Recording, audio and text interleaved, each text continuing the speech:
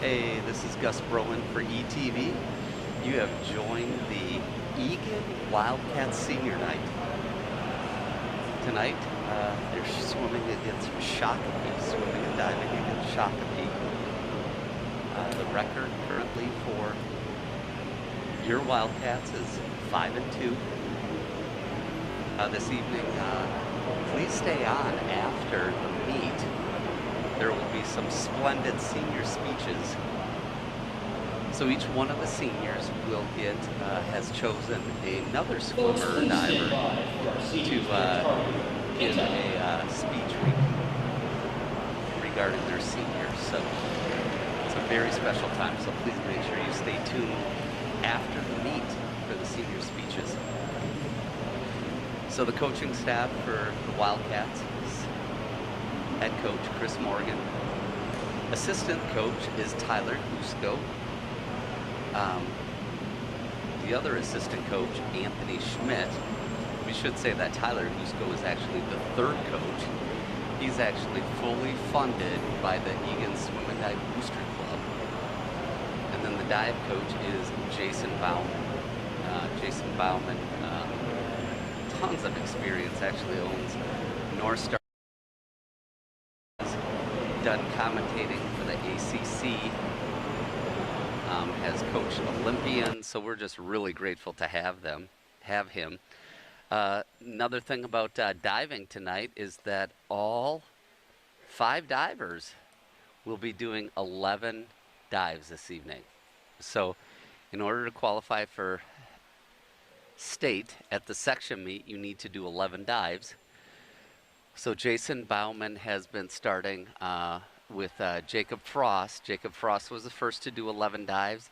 Last week, it was Gabe Frost, Owen Kipp, and Clark Amon Marshall. And this week, Sam is joining it.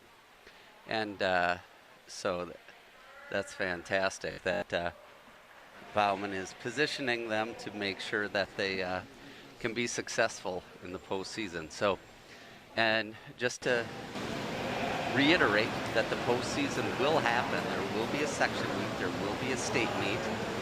They're switching around the numbers in terms of who all is going to be, how many athletes can qualify and such. It also has not been determined yet if it's a virtual meet or if it's a face-to-face meet. So the seniors are coming in. Chuck Steffen walks in. Captain, 4 years, favorite stroke. Tyler Sitter, his favorite stroke is the 50 freestyle. Will be going into the Marines next year. We'll be going to camp at Camp Pendleton. Roni Trista.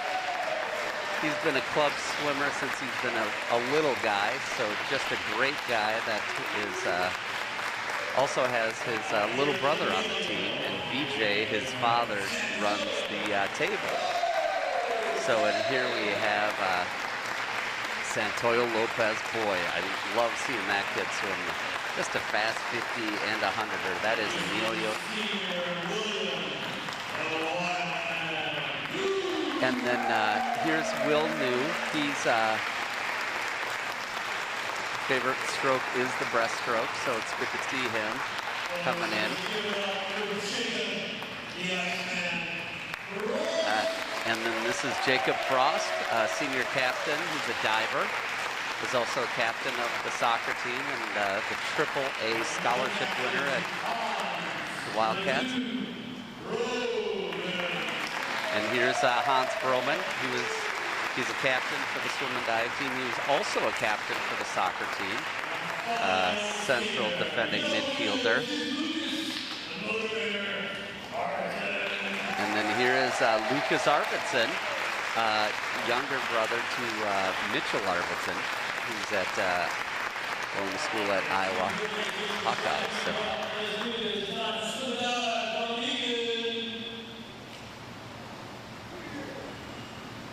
All right, so now we will have the national that up.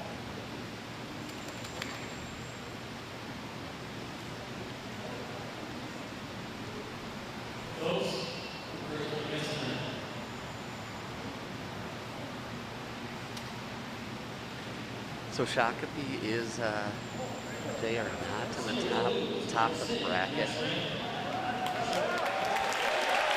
This is so fantastic. We have Will New, a senior, who's going to be singing the national anthem. I am just so excited. So,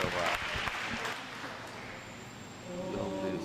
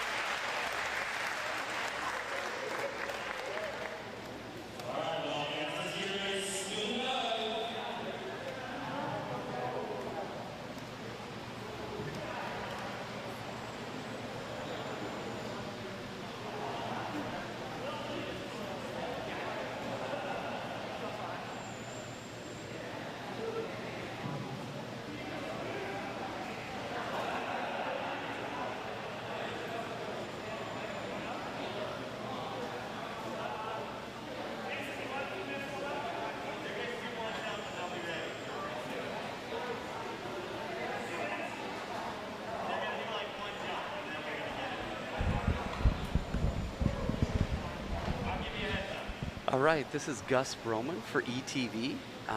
Really excited. I had a little pause there because I had to take a break and see Amy Carlson. Amy Carlson was the dive coach here for, I believe it was 11 years running.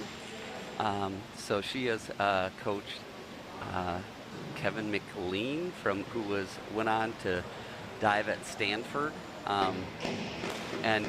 Amy had the reputation that hey, Eagan was the only school to send more than one diver to state. They sent 2 divers, and then the next year she sent 2 divers, Kevin Krause and Justin Wolin, and then all of a sudden the next year Wayzata had 2 divers, so Amy did not want to be one up. So she brought 3 divers. 3 divers from Eagan qualified one year. Toby Heller, Justin Wallen, and Keith Krause. So last year, the qualifiers were Grant Wombold, who is definitely a leader of this squad and a mentor to Jacob Frost. And the year before that, it was Grant at state along with Jordan Wynn. So diving is counted just the same as any other event, but historically, thanks to Amy, we had quite a few great divers that have been in this program. So Clark is going to start us off. So he's going to do it's his easiest dive. 401C. It's going to be an inward dive tuck 1.4.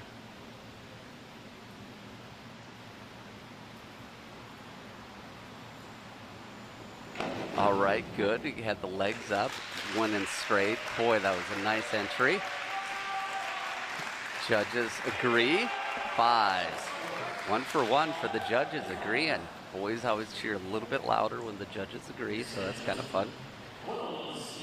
Sam is going to be doing a 101C. This is his easiest one as well.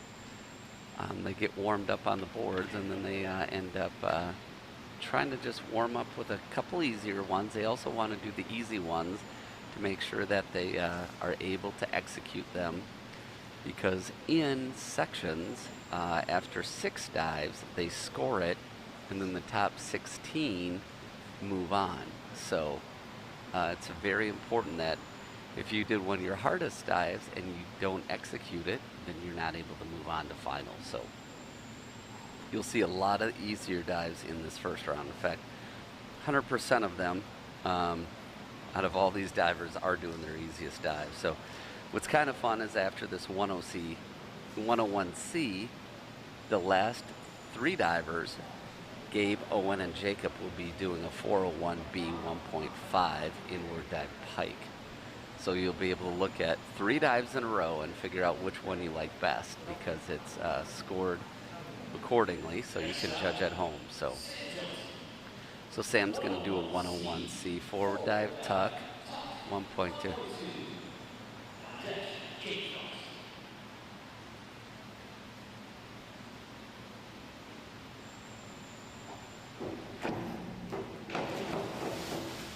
Kind of over jumped that a little bit. You got judges agree, 4s. So here's a series of 401Bs, the inward dive pike 1.5. So who wore it better, Gabe, Owen, or Jacob? You decide. It's 1 of 3 coming in.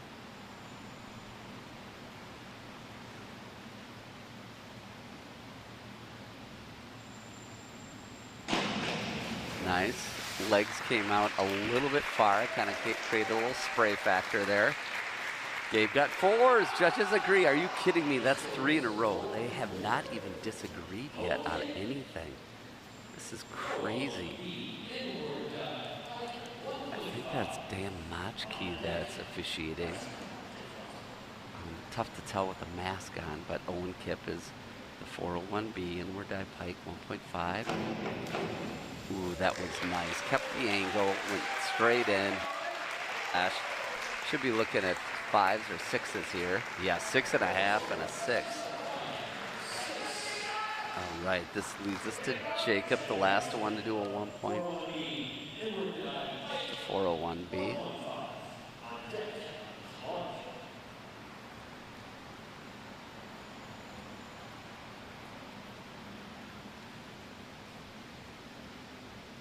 Jacob had 7s on this last week.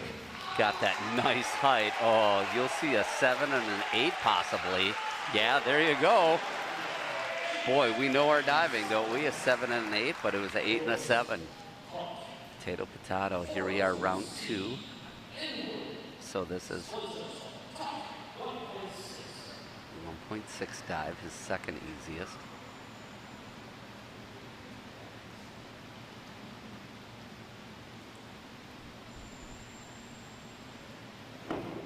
Very nice, got around nicely, got his feet in. Clark executed that very nicely. So starting round 2, consistent again. The 4th score is 6 in a row. So Sam's going to be doing a forward 1.5 somersault tuck. It's a 1.6.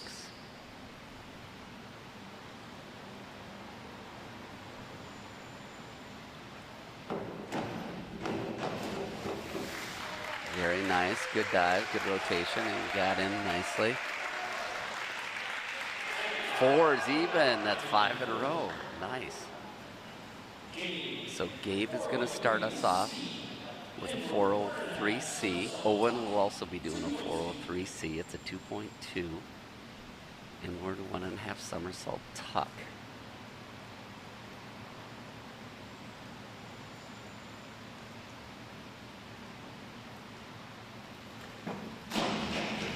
Nice. Over-rotated a little bit, but he got in just in time. They got in clean. 5.5 and 4.5. Judge at home who wore it better. Owen or Gabe, same dive here.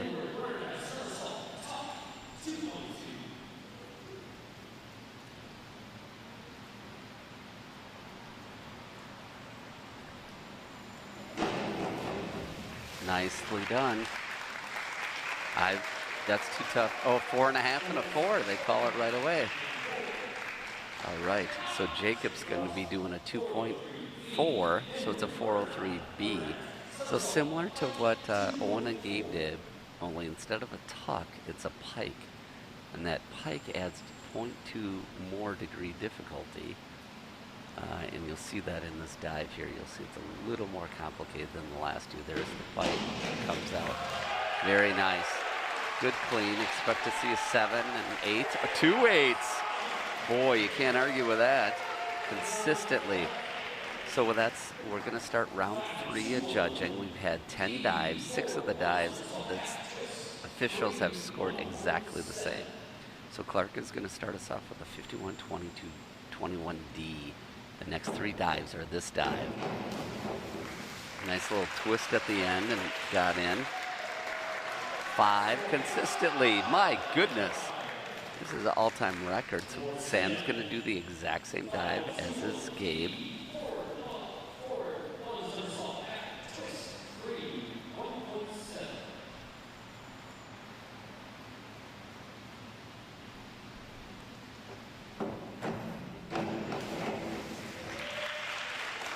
Good job. Didn't quite get the spring off the board that he was hoping. Consistent though, 4s again.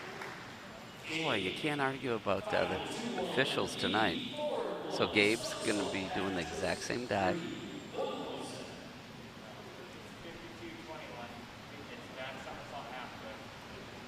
Oh, now a little chatter as to what dive he is doing. The score sheet says it is a 51-21D. Gabe Ross, 52-21D, back somersault, back twist 3, 1.7.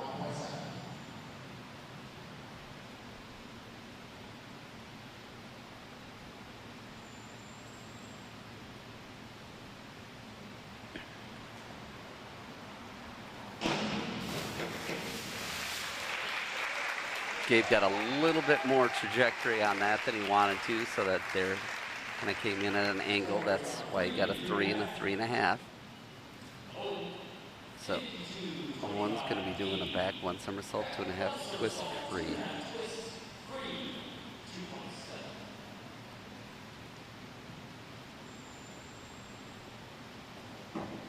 Whoa, great twist. My goodness, that was a 2.7. That's his most difficult dive of the night. He got a 6.5 and a 5. Wow, was that not fun and athletic to watch? So Jacob's going to be doing a forward 1.5 somersault, 1 twist free, 2.2.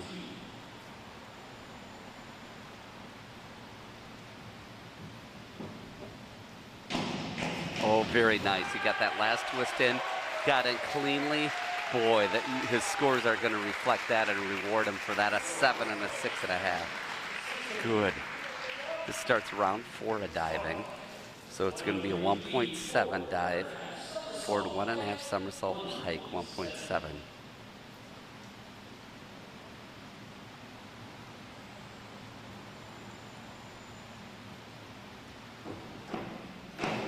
Nice trajectory, nice clean entry. Boy, has he come alive. That is so great. Scores say 4.5, 4.5. Bingo. That's 9 in a row. All right, Sam's going to do a back dive straight 1.7.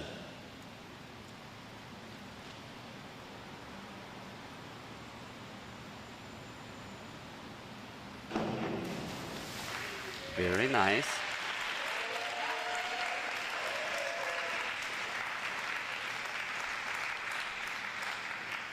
Scores are coming in.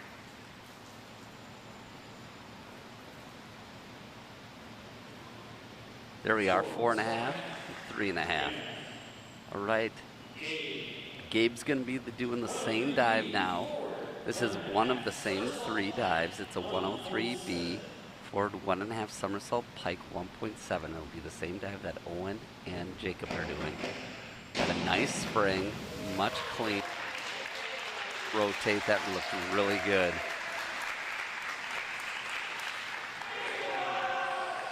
Five and a half, that's 10 in a row, or 10. The same score, that is great. All right, Owen's doing the exact same dive as I mentioned as Gabe. Oh man, is that smooth. He's really coming alive, I love it. 6 and a 5, very nice. Be doing that same exact dive. So a 6 and a 5 is a score to beat.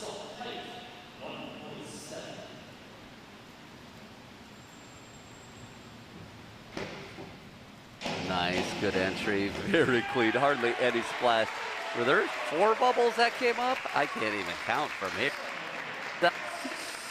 And a 6.5, that's fantastic. We're starting round 5 with Clark. So forward 2 somersault tuck.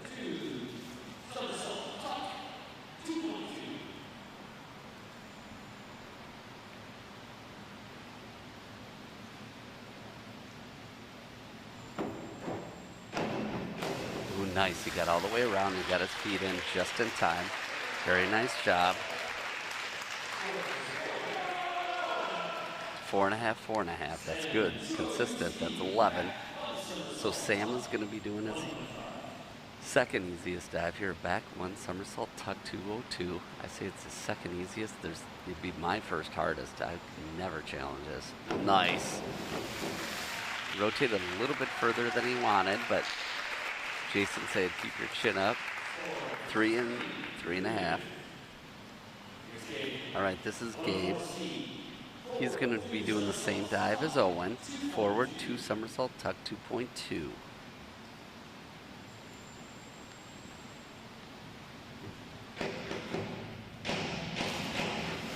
He got around, he got that in cleanly. So let's see who wore it better.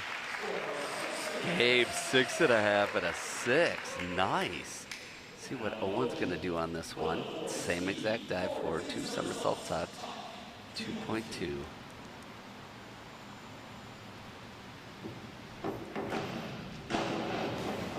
Nice. A little bit higher of a splash. Gabe at a 6.5 and a 6. Owen got a 6.5 and a 5.5.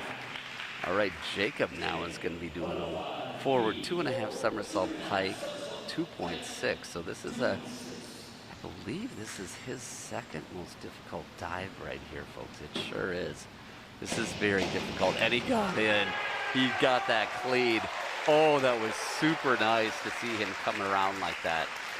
That was just fantastic. So, a 6.5 and a 7. That is so great. That gets us to round 6.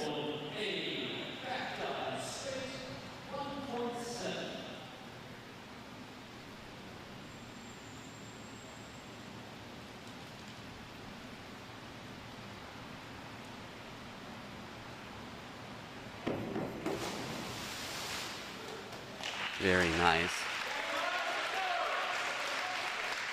All right, let's see what the judges say on that. 3-3. That's 12 judges in the same exact score. That's great. 302C, reverse 1 somersault tuck, 1.6.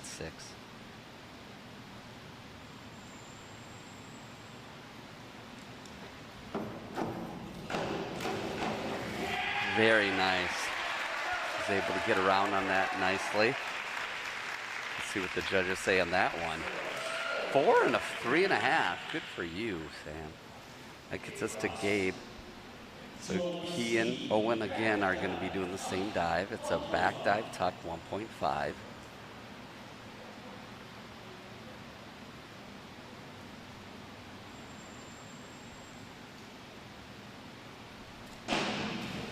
Not quite the direction to start that he wanted, but he got in clean, so that should be all right. His scores are 5.5 and a 6. Owen is going to be doing the exact same dive.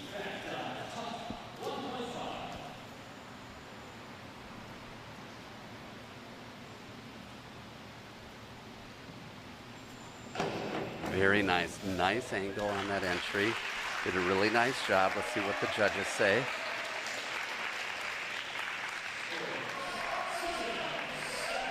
Six and a half and a 7. That is fantastic when you're doing a 1.5. So Jacob's doing the exact same dive, but instead of a tuck, once again, it's a pike. Every time you do a pike, it's just 0.1 more difficult, which really adds up with the scores. Nice. Oh, very cleanly. They're going to be liking that, judges. Very nice. 7 and a 7.5. That starts us round 7 of diving.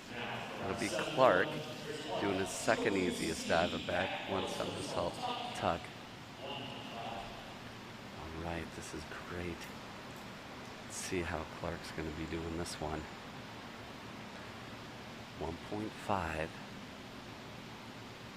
First year on the Wildcat dive team. He's really coming very nice. His long limbs got in nicely straight in, very clean. Judges say 5 and 5.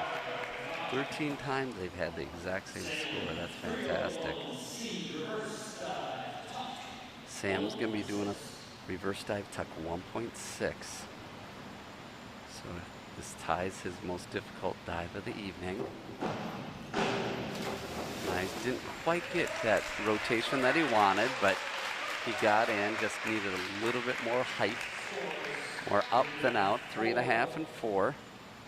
Telling you, for the first time doing 11 dives, he's now done dives that he's never done before, so that's fantastic. So Gabe is going to be doing a back 2 somersault tuck 2.2. His most difficult dive that he's done so far. Tied with it right here. 2 back somersaults. Yep, gets it. Still was rotating when he hit the water, but he got it off. Judges say, what do they say? 4 and 4.5. Gets us to Owen. Reverse tuck, 1.6.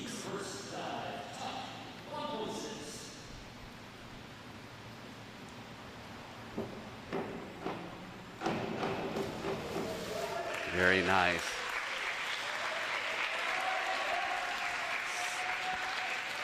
Judges say 6 and a 5.5. Very nice. Jacob, he's going to be doing the back 1.5 somersault pike 2.3. The senior, he's the only senior that's going to be acknowledged on senior night here. Next year he's going into nursing. Unsure if he's going to Mankato or Grand Canyon University. Those are the last 2 he's looking at. Oh, and a little bit more of a splash than he wanted. The legs were apart, but still great rotation on that. 5 and a 6. So this starts us in that 8th round of diving. And this will be Clark. He's going to be doing a reverse 1 somersault tuck, 1.6.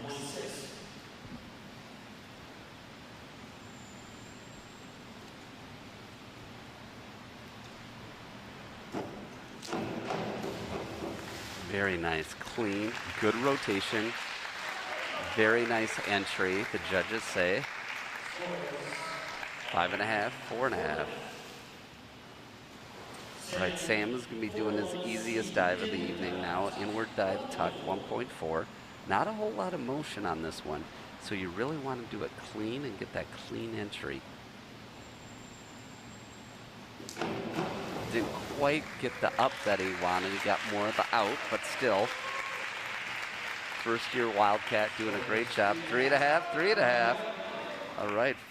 14th time the judges agreed. That's amazing. Easily the most consistent judging I've seen in my 13 years of watching this sport. Gabe going to be doing a 1.6, his second easiest, a reverse 1 somersault tuck. There it is. His angle was off a bit, but you can't tell if you're the judges on that side. You can on ETV. See what they say, 5.5 and 6.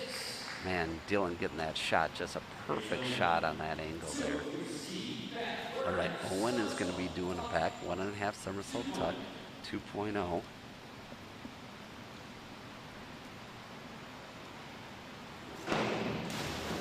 right, didn't quite get all the way around that he wanted, but 3.5 and 4.5.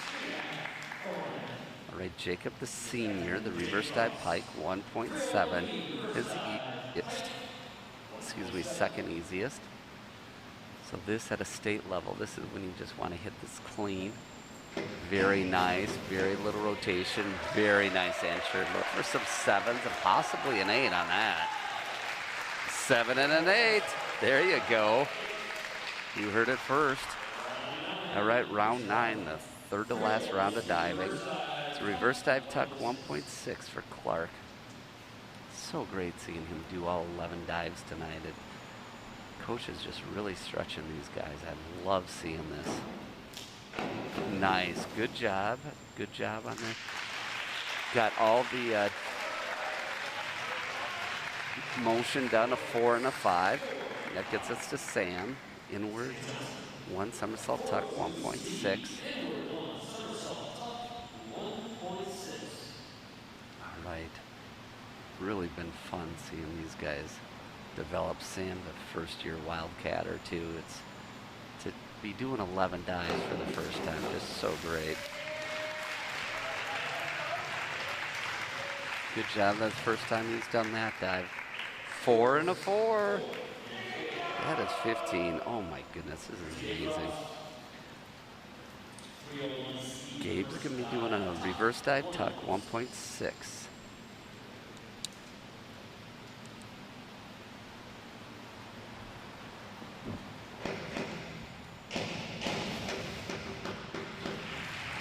What do they say?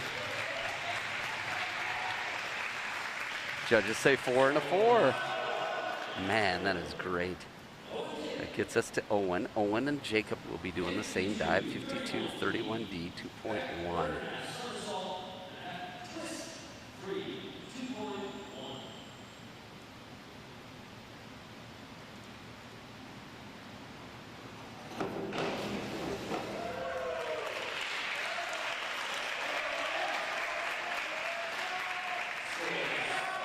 Six and 6, another consistent. Man, I'm loving this. So this gets us to senior Jacob. He's going to be doing the same one, back 1.5 somersault, half twist free, 2.1.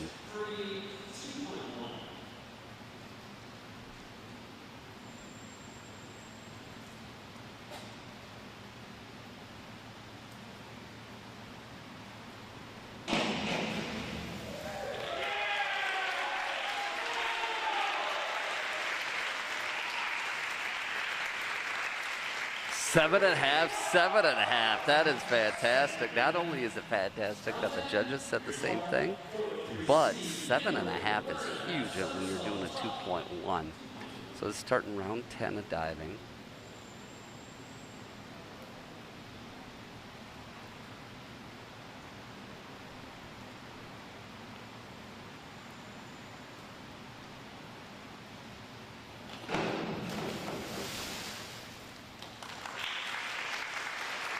All right, what did the judges say?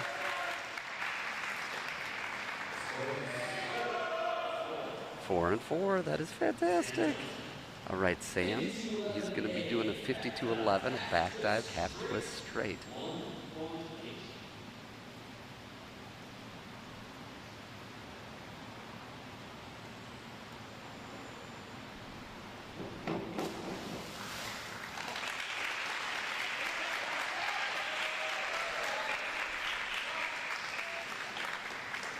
Two and a 4. That is the most disparity in the judges tonight. I mean, to have us be in the 10th round of diving and to have that disparity shows the consistency of the judges tonight.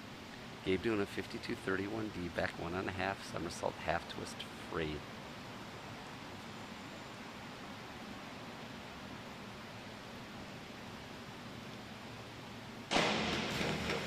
Got that off. Did he turn it? He turned it. I think he got that clean. What do the judges say? I'm just a rookie up here. Gus Broman commentating. 4 and a 5. That's good enough when you're doing a 2.1. Good for him. So Owen's going to be doing a reverse one somersault tuck 1.6.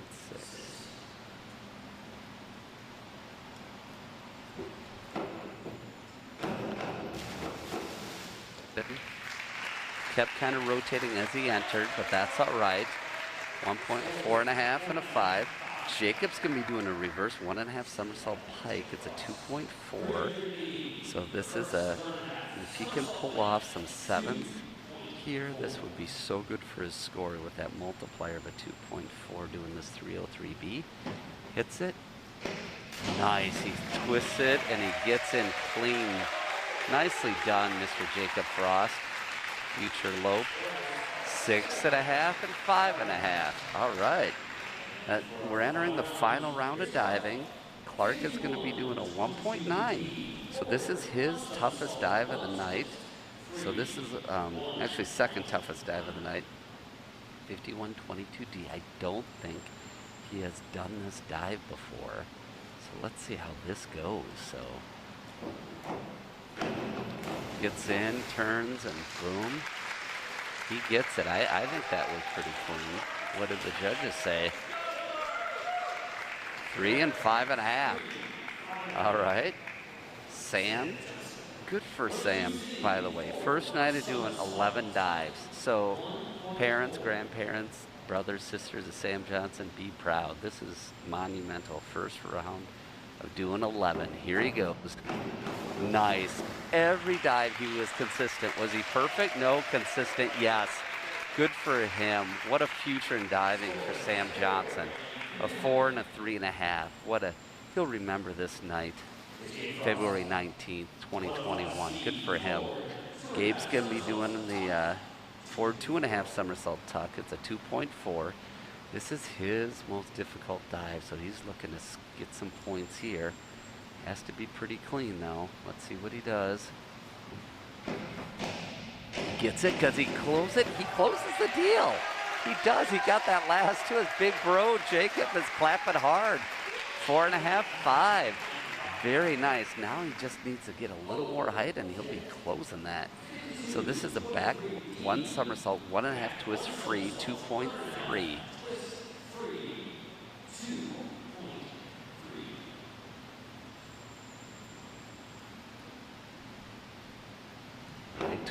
Gets it. He's been having trouble with that left arm, but not tonight. He got that nice. Finishes the deal there. Judges say 5.5, 5.5. That makes it 20 dives in a row that they've agreed. People, that is... All right, Captain Frost is coming up for his 2.8. So we'll see where this goes here. Jacob, the 2.8. This is his biggest point total.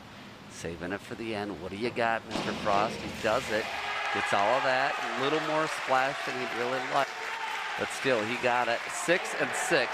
So people, scoring at home, I know you're not, but let me just tell you, 21 dives out of 55 were the exact same score. That is just fantastic. So that is very consistent scoring. So really nice. I mean, one of the things that's great about this Eagan Swim and Dive program, as I mentioned, they have always supply a third coach on deck, and that's Tyler Husko, who was a captain of this program many years ago. And that's provided by the Booster Club. So what else is provided by the Booster Club? What else is the new scoring numbers at the end of the pool for the 500? Looking around the pool, they helped out with the starting blocks, coordinated new diving boards. Probably the most important thing for the diving program is the TiVo set, where they can do the dive, walk over, and then they can see how they did on the dive. Immediate response on the video board. So that is fantastic. And they also provide suits for the kids. They also provide a new bag for all the warm-ups. So the Booster Club is very active in this program. And Sandy Setter, who of course is here, and look on Twitter at Eagan Wildcats, And you will see that she's already posting some of the videos of the dives, so she's very consistent at coming to all of the meets, so that's just fantastic. So in coordinating with her, you know, she's helped with some of the backstroke flags and whatnot. But the Booster Club is very active, has provided over $60,000 of gear. When I say gear, I mean actual equipment here in the pool area to pull off these meets. So it's just been very important to have active boosters who are involved in the program. In addition to that third coach on deck, they also employ a strength and conditioning coach. So after practice, they have they hit the weight room, and then they hit the weight room, and then as the season goes on, they begin tapering, meaning they start resting their muscles. But that strength and conditioning coach is also funded by the Booster Club, which we're very grateful to have a part of. So, so as they're doing this diving break here, it's for the boys to get in the pool and kind of warm up to begin the meet. So they're moving a little slower. I'm not sure why. But let me, I don't know if we'll be able to read all of the testimonials tonight, but I think I'll give it a whirl. Some are longer than the others. Jacob Frost is the longest. So we're going to have a special guest up here, so let me at least start with some people say that, from words of Jacob Frost, some people say that your high school years are some of the best years of your life through all the stress, expectations, responsibility, and busyness. I'd like to say my past 4 years live up to that claim. I have the team to thank. I went to my first captain's practice and experienced Jordan wind leaning dry line. Never contemplated my choices. However, when the season actually began, I realized that my choice to join the team was one of the best I've ever made. Within the first 3 weeks, it was evident that this team, Jacob says, is the program that was special. Never have I been a part of something so connected, family-like. And looking back on it now, I would say that the brotherhood is the right word to sum it up. Upperclassmen were so quick to accept us into that brotherhood and soon into the season.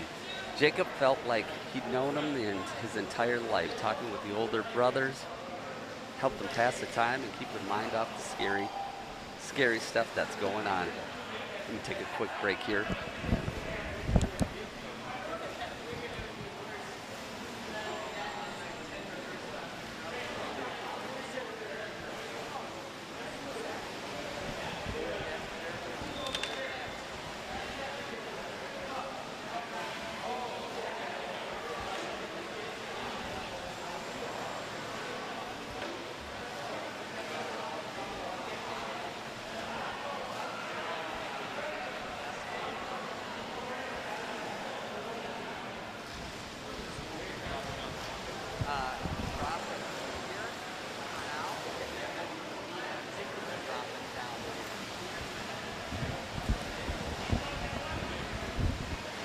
All right, sorry about that. We're just setting up another microphone here. So, all right, and so let me pick up where Jacob was at. Talking with the older divers, help pass the time, and then the new scary dives that Amy Carlson, who is here today, even though she isn't the current diving coach, was making me do. Although I'd sometimes smack hard whenever I surfaced, there'd be clapping, cheering my name. It made me feel mentally better, but unfortunately the sting and redness were ever present. Even though it hurt, I wasn't embarrassed because they made me feel accepted, told me everyone has done it before. It was comforting to know I was surrounded by people facing the same thing as me, and that they had my back. Having a record of 8-1 and winning sections my freshman year was great, but I knew we all wanted to go undefeated and be conference champions. It was tough going home after that meet against Shakopee, but I think it was really beneficial in that progress of the team and the program as a whole. Everyone left feeling hungry and determined to succeed, and that's what this team did for 2 years.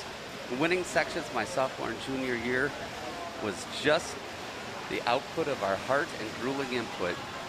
The fact that we won sections last year by 1 point is the definition of this team.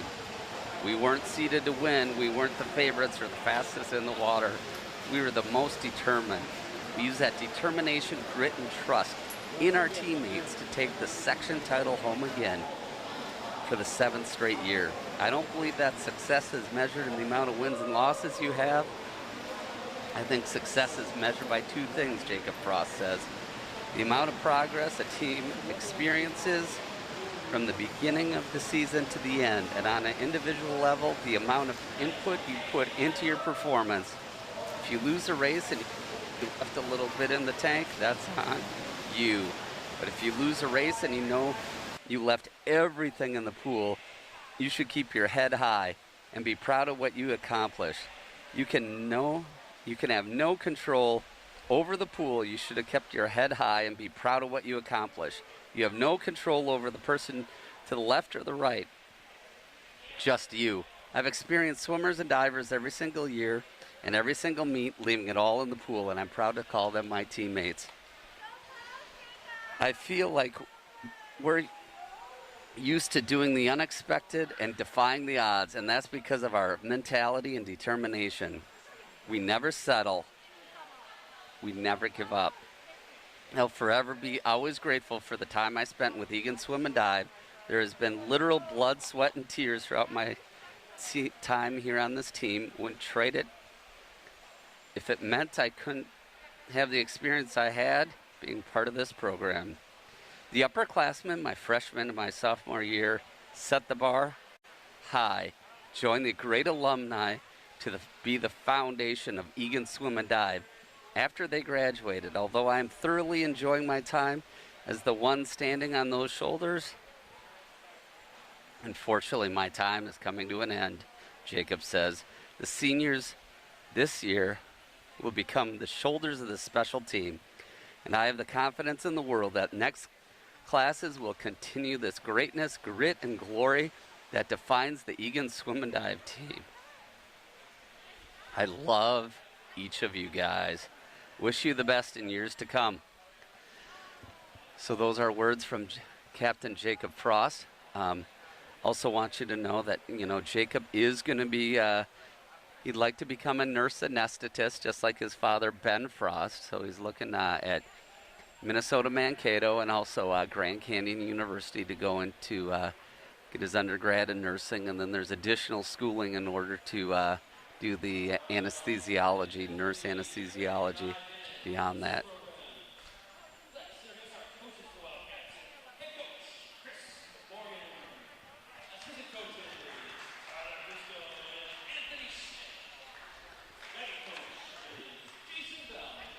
All right, they're talking about some of the coaches here. Let's Lucas Arvidsson got into swimming with a lot of encouragement from his brother Mitch and his good friend Grant Wobble.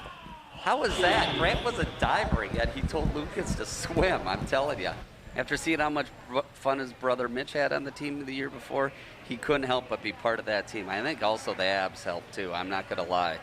Mitch's abs made Lucas go out for the team. Lucas didn't say that. That's Gus Broman, ETV, saying that. Never having competitive swim before, Lucas's first couple of practices were rough, to say the least. 3 hours a day, 6 days a week, center black line, 2 walls. Favorite attribute of this team is that there's never lack of encouragement and motivation. Some of his favorite, most cherished memories and friendships were formed on this team. From first year as a sophomore through his senior year. It was a second family, this team. His biggest takeaway from swimming experience is a personal work ethic. I learned really quick that what you put in is what you get out. This motto really pushed me through some of the tough practices and lifting sessions. Lucas says, looking back on his time as a member of the Eagan Wildcats Swim and Dive, there's nothing he's going to face knowing I gave my all during the races for myself and my teammates. Next fall, I'm going to plan on attending North Dakota University with majoring in engineering as a member of 2025 graduating class. Although he doesn't think the fellow seniors will be attending NDSU, he hopes to stay in contact with them. But also the younger teammates, the greatest achievements and memories are because of this team. He's eternally thankful. Thank you, Eagan boys, swim and dive. That's Lucas Arvidsson. Speaking of Lucas Arvidsson, he is in lane 4 doing that backstroke. Senior Lucas Arvidsson, lane 2. That is Vidon Trista. In the pool now in lane 2 is Neelan Ambalam and Will Win. So these guys are doing the breaststroke. Good words by Lucas Arvidsson, and how fun. We read his name, and lo and behold, he's leading off this medley relay for the junior varsity right away. So it goes backstroke, breaststroke, fly. So your flyers are on the blocks. In lane 4 is Reese Heenis Cook. Lane 2 is Ben Currens. There goes Reese. So lane 2 is closer to you, and lane 4 is further from you. And Ben Currens, he's off. So Reese Heenis Cook has been doing a lot of the fly on the medley relays these days. So there he goes again. The fastest seed is always in the middle of the pool. And so that A relay is always in lane 4. And so you're going to see on finishing this off, that's going to be the freestyler, Carson Rivard. And in lane 2, it is going to be Kaldup Ratchabatuni. He's off. Okay, these guys are just going after it. It's really nice to see that big kick going in. Once they hit the flags, they really shouldn't be breathing because you just know you're going to be done. So Currens takes one breath. Not advised, but sometimes breathing's a habit we all do, isn't it? Kaldeep coming in. Takes one. Oh, look, good for him. He just goes right after it. Good for him. All right.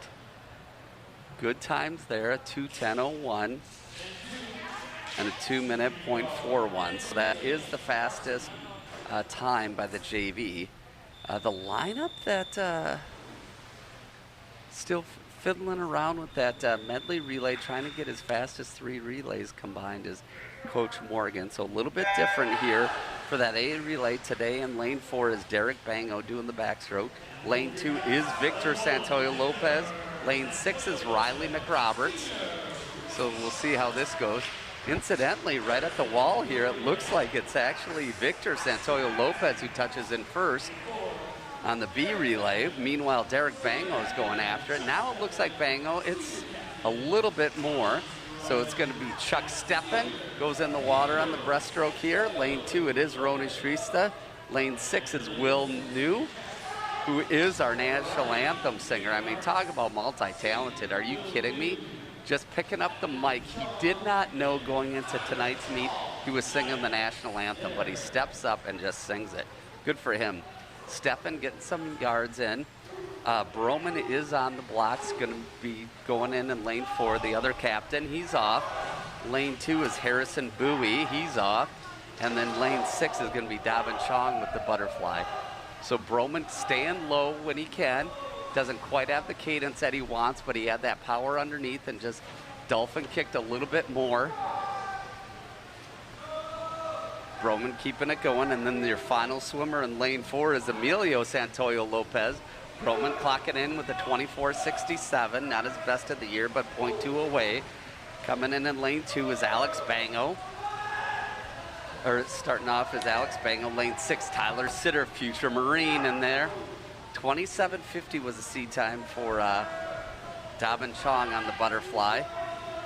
1:43.43 is the time of the year for this. 1:43.6. Not bad, just 0.107 away. The B relay went in with a 1:48.66, so they beat their seed time by 6 seconds. Sitter touches in with a 1:59.81.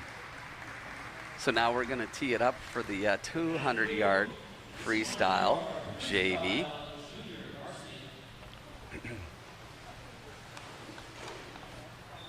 So the JV, this is 8 lengths of the pool. Junior varsity.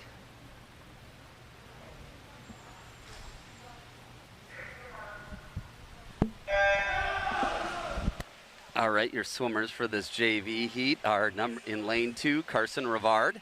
Lane 4, Tyler Burby. Lane 5, Vidhan Shrista. He's the younger brother of senior Roni Shrista.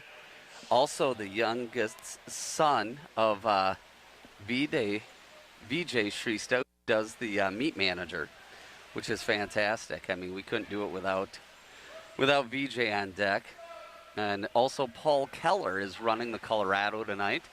Appreciate the technical. I mean, people can volunteer to do things, but unless you know how to run those machines, you're not going to have a meet. So it's really good seeing these guys swimming out. They're staying real close. Coach Morgan knows these times, though. He seeds them properly. As you see that Tyler Burby's out. You see the flying V there. The fastest one is always in lane 4. Rivard is at tight second, and then Vidon Shrista, and it's lane 5. So fantastic swimming going on here. 8 lengths of the pool. That is, wow. Just getting after it. Just getting after it. All right, coming in. 50 to go. It is Burby in the lane 4. He's about a half length of the pool away now. And Chris Morgan knows how to coach because he has Rivard in second seed there in lane 3, and then Vidon Shrista. Kick, and should be noted, Vidon Shrista is an 8th grader.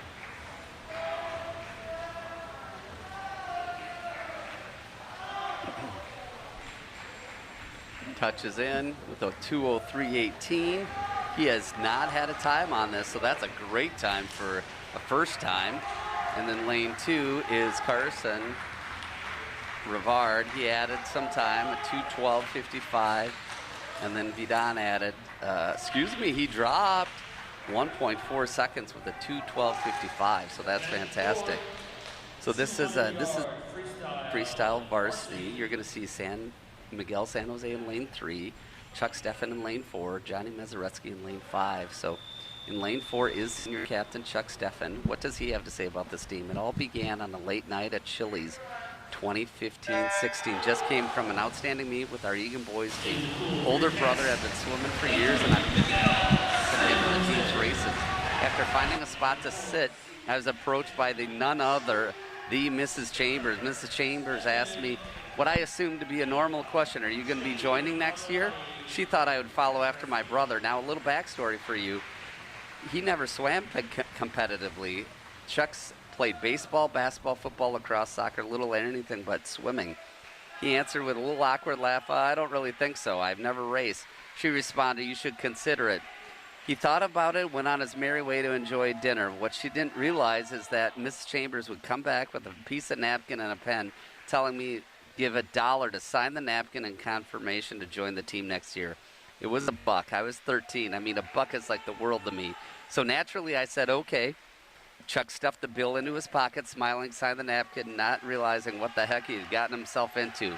I don't break a promise, so I began prepping 4 years of pain by doing a small 4-week camp with Apple Valley Eastview head coaches. After completing that camp, high school season came fast. He did it with the best memories he'll have in his life.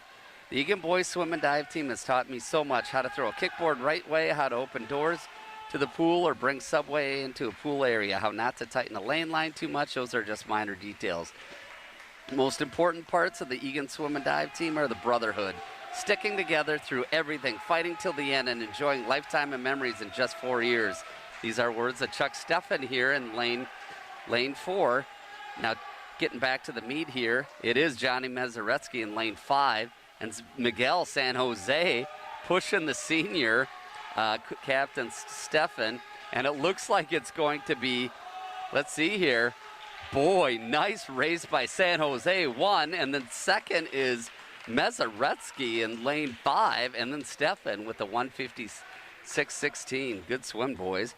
But back to Chuck Steffen. The other important things of swim and dive is the brotherhood, sticking together through events, everything thick and thin, enjoying to the end, just memories of 4 years.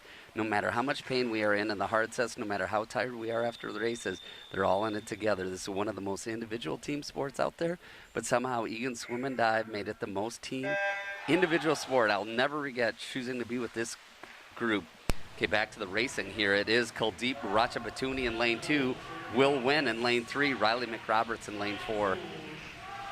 So finishing off the saddest part, leaving. Although Chuck is proud to see that he's attending UW-Madison this fall, he's going to miss this fantastic team with the amazing, helpful, and toughest set of coaches ever.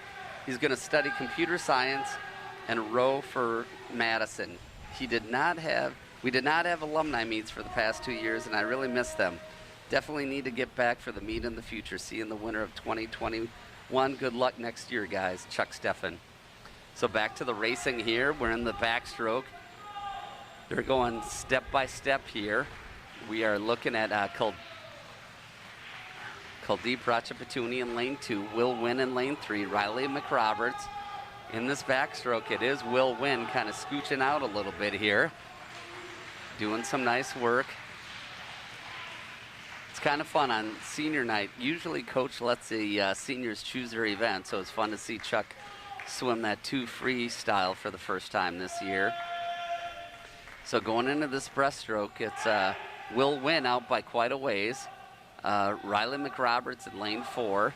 And then you're going to see Kuldeep Ratchapatuni catch up and really pull away from become certainly a great breaststroker. So it's great seeing him go after it.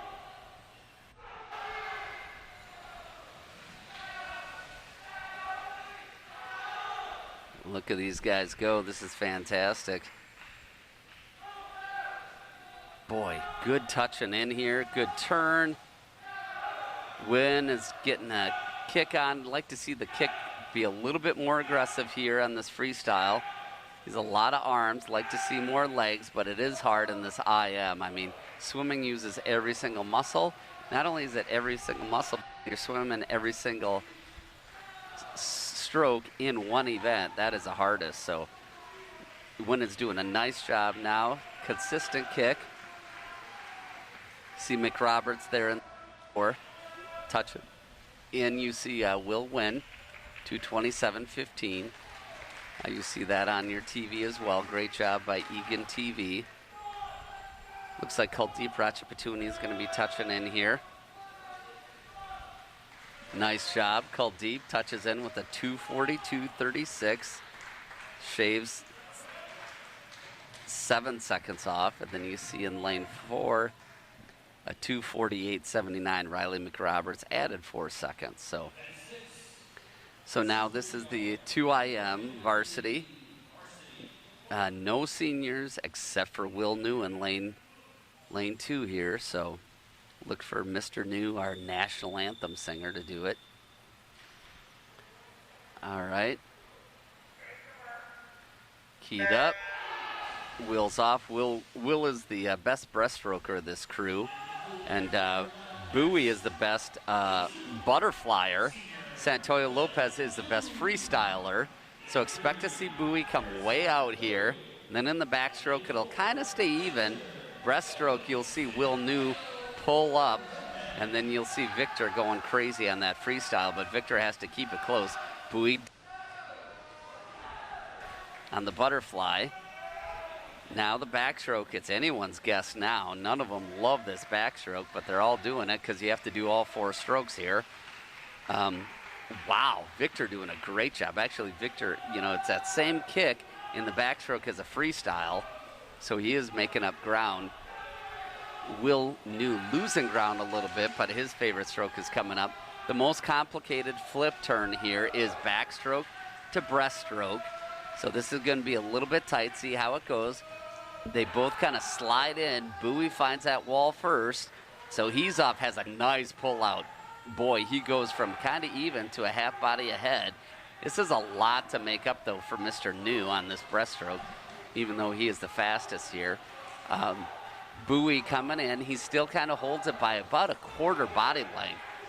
Quarter body length may or may not be enough come freestyle, with Victor specializing in the freestyle here. So keeping it close. Will New is making up ground. Won't be able to get even with them. But let's see. Let's make sure that they touch both hands on this wall. Bowie touches it first, then Victor. All right, and there they're off. Okay, see if Bowie can hold it. Bowie is also a long distance swimmer, so he has the energy. Victor is more of a sprinter, so while he's faster on the freestyle, he's also dead. Your body's dead after doing this stroke. So we'll see how it's going. Bowie is keeping that lead. Will New flips that turn one, 25 to go. Looks like tonight is Harrison Bowie's night for this 2IM. Boy, it sure is. 2:11:13. He added a little bit of time. And then Victor Santoyo Lopez, on the other hand, dropped some time, about 2.2. And Will New adds 0.2 with a 2:19:52. This gets us to the 50-yard freestyle. The splash and back, down and back. Let's see how this goes. So it's going to be a junior varsity heat. It's going to be lanes 2 through 5 are filled.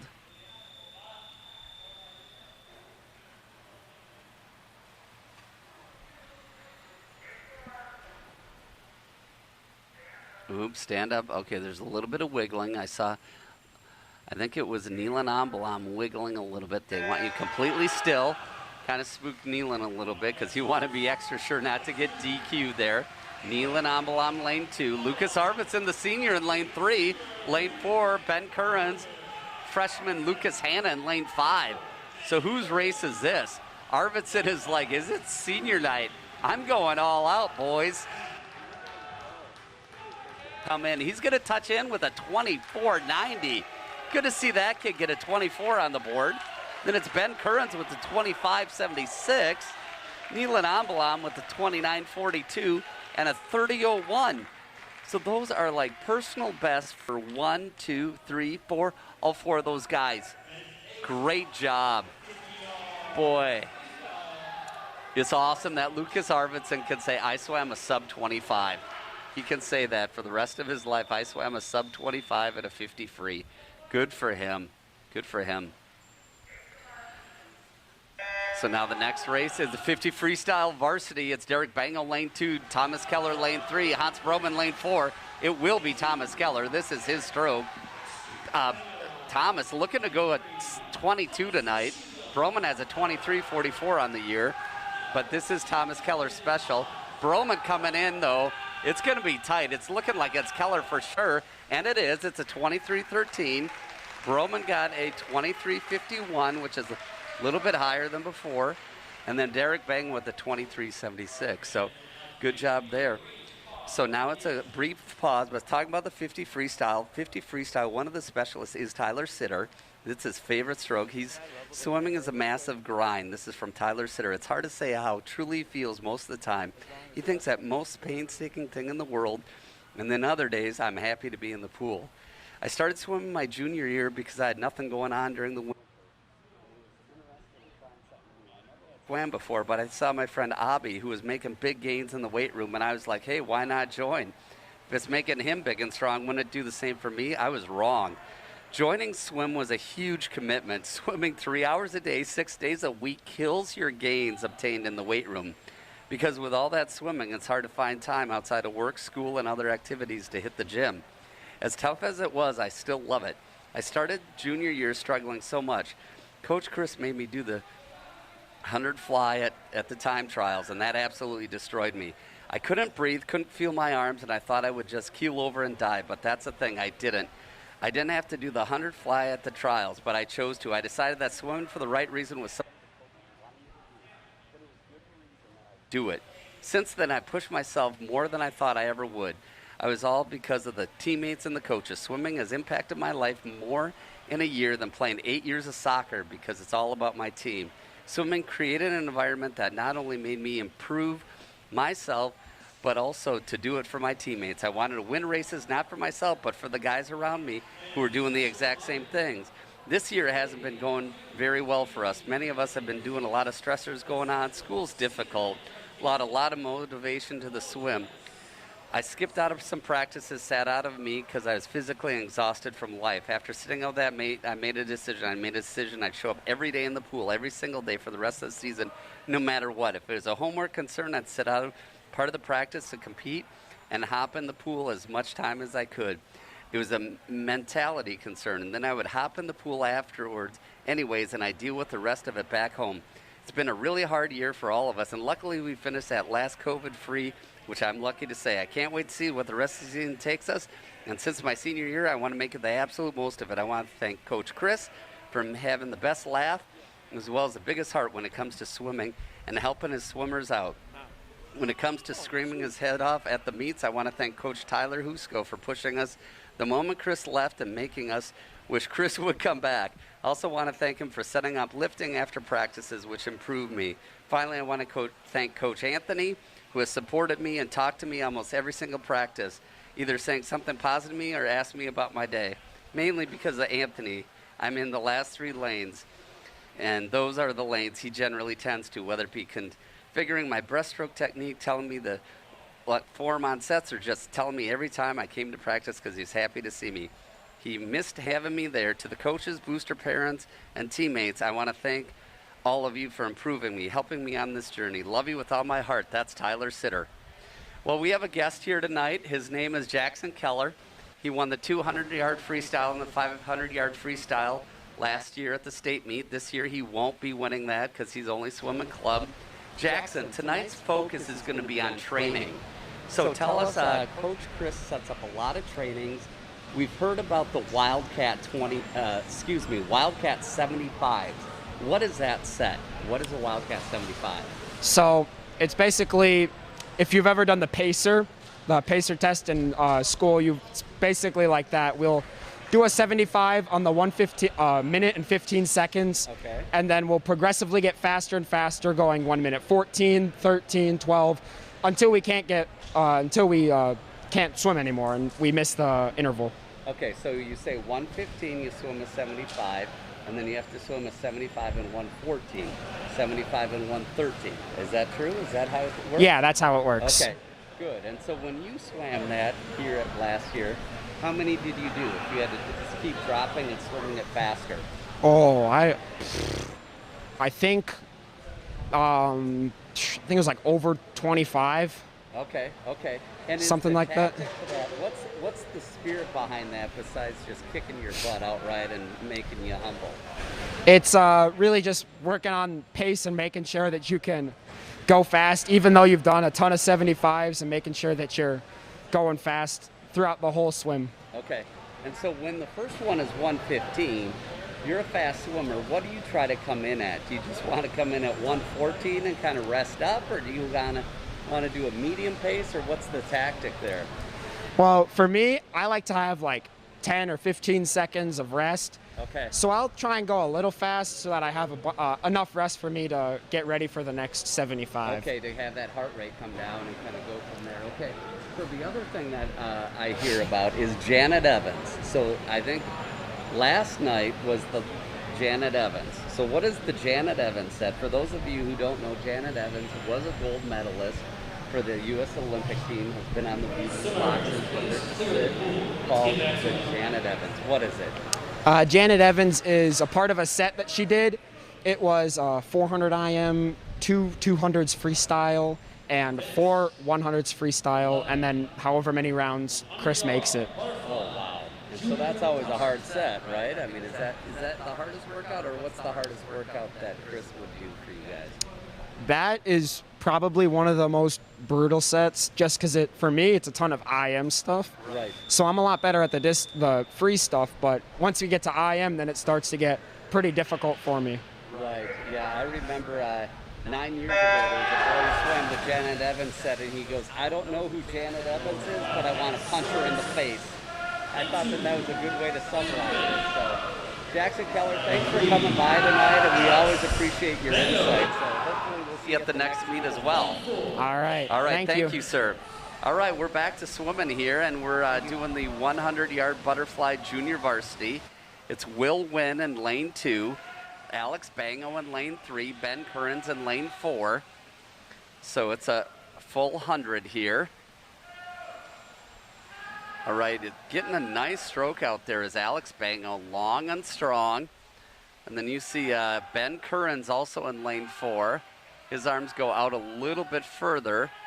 And then Will Wynn in lane 2, just grinding it, doing what he needs to do to get her done.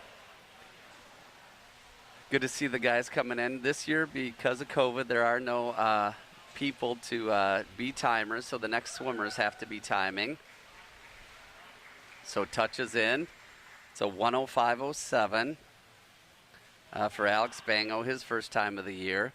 111.27 for Will Wynn, drops 10 seconds. Ben Currens goes a 106.54, drops 5 seconds. This gets us to the 100-yard butterfly. Senior captain Hans Broman will be in lane 3, seated first. Victor Santoyo Lopez will be in lane 4. Reese Heenis-Cook is in lane 2. Broman looking to go a sub 55, but I'm got to tell you, the last time he swam that, he dropped 2 seconds. So we'll see what Broman has in the tank tonight and what kind of ups he has.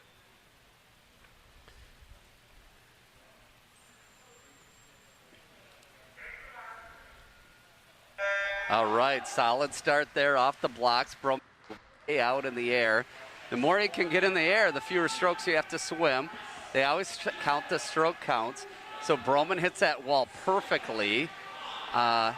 Gets in there, gets that dolphin kick. You want to get that dolphin kick going as much as you can, because then your strokes are fewer. So he's coming in, and we see Reese Heenis-Cook doing a nice job in lane 2 there, grinding it. Victor Santoyo Lopez gets that nice touch on the wall. He's looking to go a little bit faster on that cadence. Broman doing a nice smooth stroke there. All right, doesn't quite get the cadence there, kind of scoots. All right, I'm looking at his mom in the stands, which is fun because I've looked at her for 33 years. She's moving along and scooching Hans in. Broman going to touch in. What's it going to be at? Is it a 55? It sure is. It's a 55.58. That's a good time for him. Adds 300ths, but remember, he shaved 2.2 last meet. All right, Victor Santoyo Lopez touches in with a 104.52 and a 104.77 for Heenis-Cook. So Heenis-Cook shaves half a second. Broman adds 0.03. And Victor Santoyo Lopez added 3.4. So this good swim by Captain Hans Broman. It's so fun seeing these guys get out of the pool, just trying to get a rest there, and then they kind of fall into that diving well to get that heart rate down. So the who we read about was Tyler Sitter in that 50 free, but he's up for the 100 free tonight in this junior varsity. And then Kuldeep. So Tyler has the a little wiggling on the blocks again. Who was it that time? It was Nealon again. All right, they're off. All right, Sitter's in lane 3 with the number 1 seed. Kuldeep Ratchabatuni in lane 4. Nealon Ambalam lane 2. So back to Hans Broman, the 100-yard butterfly. What's he have to say? I started swimming when I was 5 years old because my 2 older brothers swam competitively. When I was in first grade, my oldest brother started swimming on the Eagan team. First grade, that is. It was easy to tell how much he ate, and he liked the team because this group was different from the rest. To me, it means a lot competing on the team because I used to watch it as a little kid. Brotherly bond with this group of guys is incomparable to any other. Lessons I've learned on Eagan Swim and Dive that'll carry me for the rest of my life. I've learned how to work harder than I think I can, how to manage school sports and all the other extracurriculars. And I've learned that when you're surrounded by the right people, you can accomplish great things. Glad we have a senior season this year so I can give it all one last time. After 13 years of swimming, I'm going to be retiring, becoming a full-time student. I'll be studying biology at Grand Canyon University in Phoenix, Arizona. That's Hans Broman. So good to see Tyler Sitter, another senior, touching in lane 3 with a minute 68, adds a 0.1. Nealon Ambalan, a 110.45. And Kuldeep Ratchabatuni goes a 106.71. All the guys added a little bit. Not surprising because they did do the Janet Evans training yesterday. Hans Broman said, I am so glad that is the last Janet Evans I'll have to do for the rest of my life. So now we have lined up the 100-yard freestyles. These are the varsity. Lane 2 is Johnny Mezaritsky. Lane 3, Emilio Santoyo Lopez. Lane 4, Harrison Bowie. Bowie, this is his second individual event. Oh, Emilio Santoyo Lopez is in lane 3. He is just coming out like a shot. So good to see him flying on this. I'd like to read his senior reflection, but he swims this too fast. The second I start reading about it, it'll be over. Look at him just keep going. So Johnny Mazerisky did a great job in the 2 free tonight. I mean, he was just doing an excellent job. Roney coming in, is he gonna, it's gotta be a low 50s that he's gonna be touching in at. It's a 49.51. Are you kidding me? He went a 48.63. He beat his time by 3 seconds, people. I mean, last time, it was the first time he went a 49, and now he goes a 48.63. That's unconscionable after a Janet Evans. You have got to be kidding me. Not to mention that Johnny Mazerisky shaves a second, 54.1, 1.5 seconds. Harrison Booth, the only one who added, there was 3 seconds. But the story there is Emilio Santoyo Lopez, the senior. That is just fantastic. Wow. A 48, to log a 48 this time of year, the week of Janet Evans, is something to be remembered. So we're going to see Lucas Hanna in lane 2, Vidon Shrista in lane 3, Carson Rivard in lane 4. But as these guys line up, the story is Emilio Santoyo Lopez, who goes a 48.63. What does he have to say about the team? I started swimming when I was 6 years old, joined Blackline Aquatics. Like many kids who started swimming young, I didn't have a choice. Little did I know how big of an impact swimming can have on my life. I grow and love and hate the sport all at the same time, because something baffled me, because I thought that if I hated something, I could easily quit. But for some reason, I kept coming back to practices.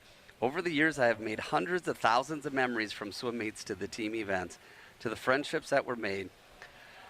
For almost 12 years, swimming became the core of my life, and I'm very grateful for what it has brought me. One of the things from lifelong friends that I can laugh and have fun with. This is what I've enjoyed the most. My favorite part was the rivalries among friends. Some of my favorite memories are the meets. Nothing feels better than racing your best friend and wanting to win. All right, checking in again here. Lane 2 is Lucas Hanna. Lane 3, Vidon Shrista. Lane 4, Carson Rivard. Now back to what Roni Shrista had to say. One of my biggest rivals was with my friend from Backline.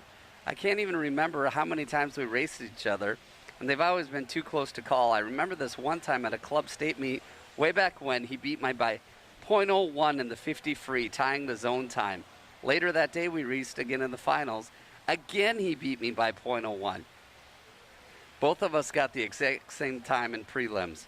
Races like that are what racing is all about. The rush of getting on the blocks, diving into the race. If you win or lose by a lot or by .01. I thought swimming couldn't get any better until I joined the Eagan swim and dive team. I joined the Eagan team as an 8th grader. I was pretty much alone, the youngster that didn't really know what was going on. I knew some of the swimmers on the team because they swam for Blackline, but that was it. I remember back then I looked at the swimmer and was amazed. These guys are huge. They're seniors. As an 8th grader. Senior year looked like a long ways away, but once I got into high school, the years flew by, and all of a sudden I'm a senior now. So for all those who recently joined the team, make every moment count, because the memories through my high school years, this team means a lot to me, from teammates to the meets to the coaches. This team has become a big part of my swimming career and my life. Some of my favorite memories are bus rides, which sadly we didn't get to do this year. In years past, a lot of memories have been made in rides back and forth to the meets. The championship meets are packed with energy and memories, with last year being my favorite year. Winning by 1 point at sections was special. It felt amazing. It showed the heart that this team has and how we can take on any challenge that is thrown at us. Sadly, this is my last year swimming. I will have my last race either at sections or at state this year, and I won't be swimming after. There's so many people I want to thank during the last 12 years, to the coaches that have raised me as a swimmer on Blackline, to coaches at Eagan, to my parents for driving me to and from practices, watching long club swim meets. My parents played a huge role in my swimming career. I want to say thanks for everything. Finally, I want to say thanks to all my teammates. I met so many amazing people on my team this year, those who pushed me harder and supported me in the toughest times. I'm proud to call this team my family and my teammates brothers. Happy to have been part of such a great program. Can't wait to see what the future has for Eagan, and I'll be looking forward to coming back to alumni meets and catching up with my brothers. considering North Dakota University or Mankato to get a bachelor's degree in commercial aviation. Good for you, Emilio Santoyo Lopez. It's great to have you on the team. Congratulations, senior. Another senior, he says, I joined Blackline Aquatics in 3rd or 4th grade. I wasn't excited about it. However, the more I swam, the more I enjoyed it. I met so many new friends. Some of them are my closest friends. This team is a family to me. We're all brothers who work hard in the pool and have fun together. We all strive to become faster and stronger by pushing each other. I wish I joined in 8th grade, though, to start the team experience earlier.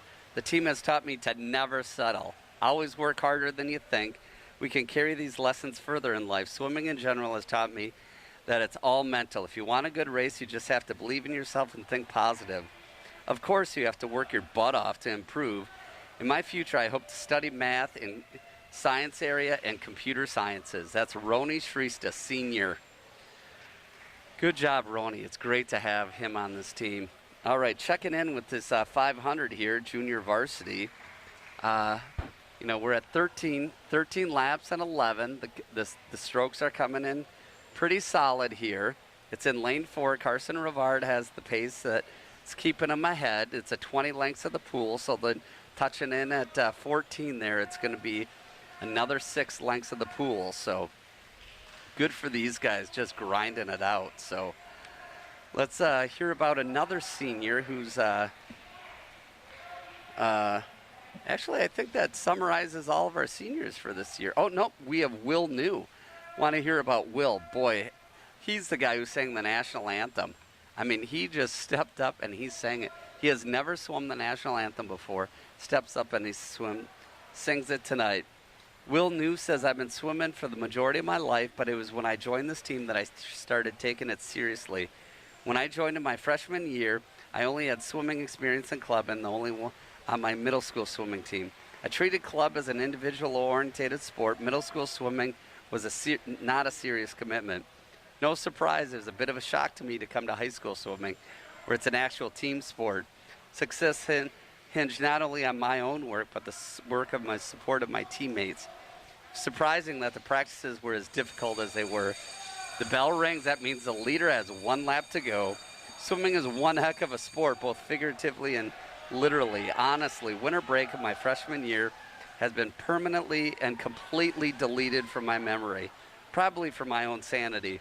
I've never worked so hard, especially for a sport, but I had also never known that I could withstand that kind of punishment and come out the other side a stronger result. Stronger not only physically and mentally, but in my connection with the team itself. I formed friendships and sense of brotherhood with all the other swimmers that I hadn't known, a kind of kinship I don't think I'll ever recreate in any other team or activity. I want to thank my parents for getting me into swimming in the first place. Chris, Tyler, and Anthony, the coaches, for putting me and my fellow seniors through 4.5 to 5 years of pain and misery and glory. Finally, all the past and current teammates for pushing me to be better in and out of the water. Even though I'm not going to continue to swim in college, this team and all the lessons I've learned past in the water and the pool deck won't leave me. It's just part of me now.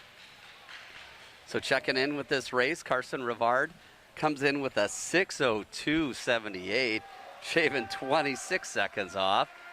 And second was Vidan Shrista, Roni's little brother, with a 6:14.39. He shaves 11 seconds off.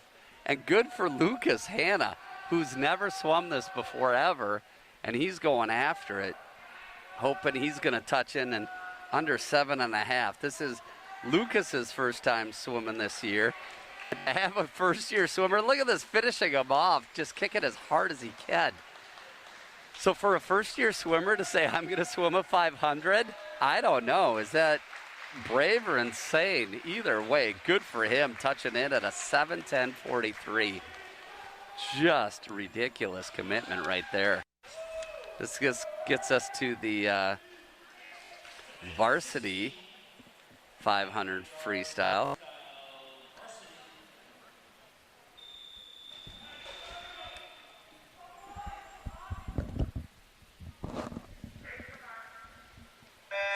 On the blocks in lane 2 is Dobbin Chong. Lane 3, Miguel San Jose. Lane 4, Thomas Keller.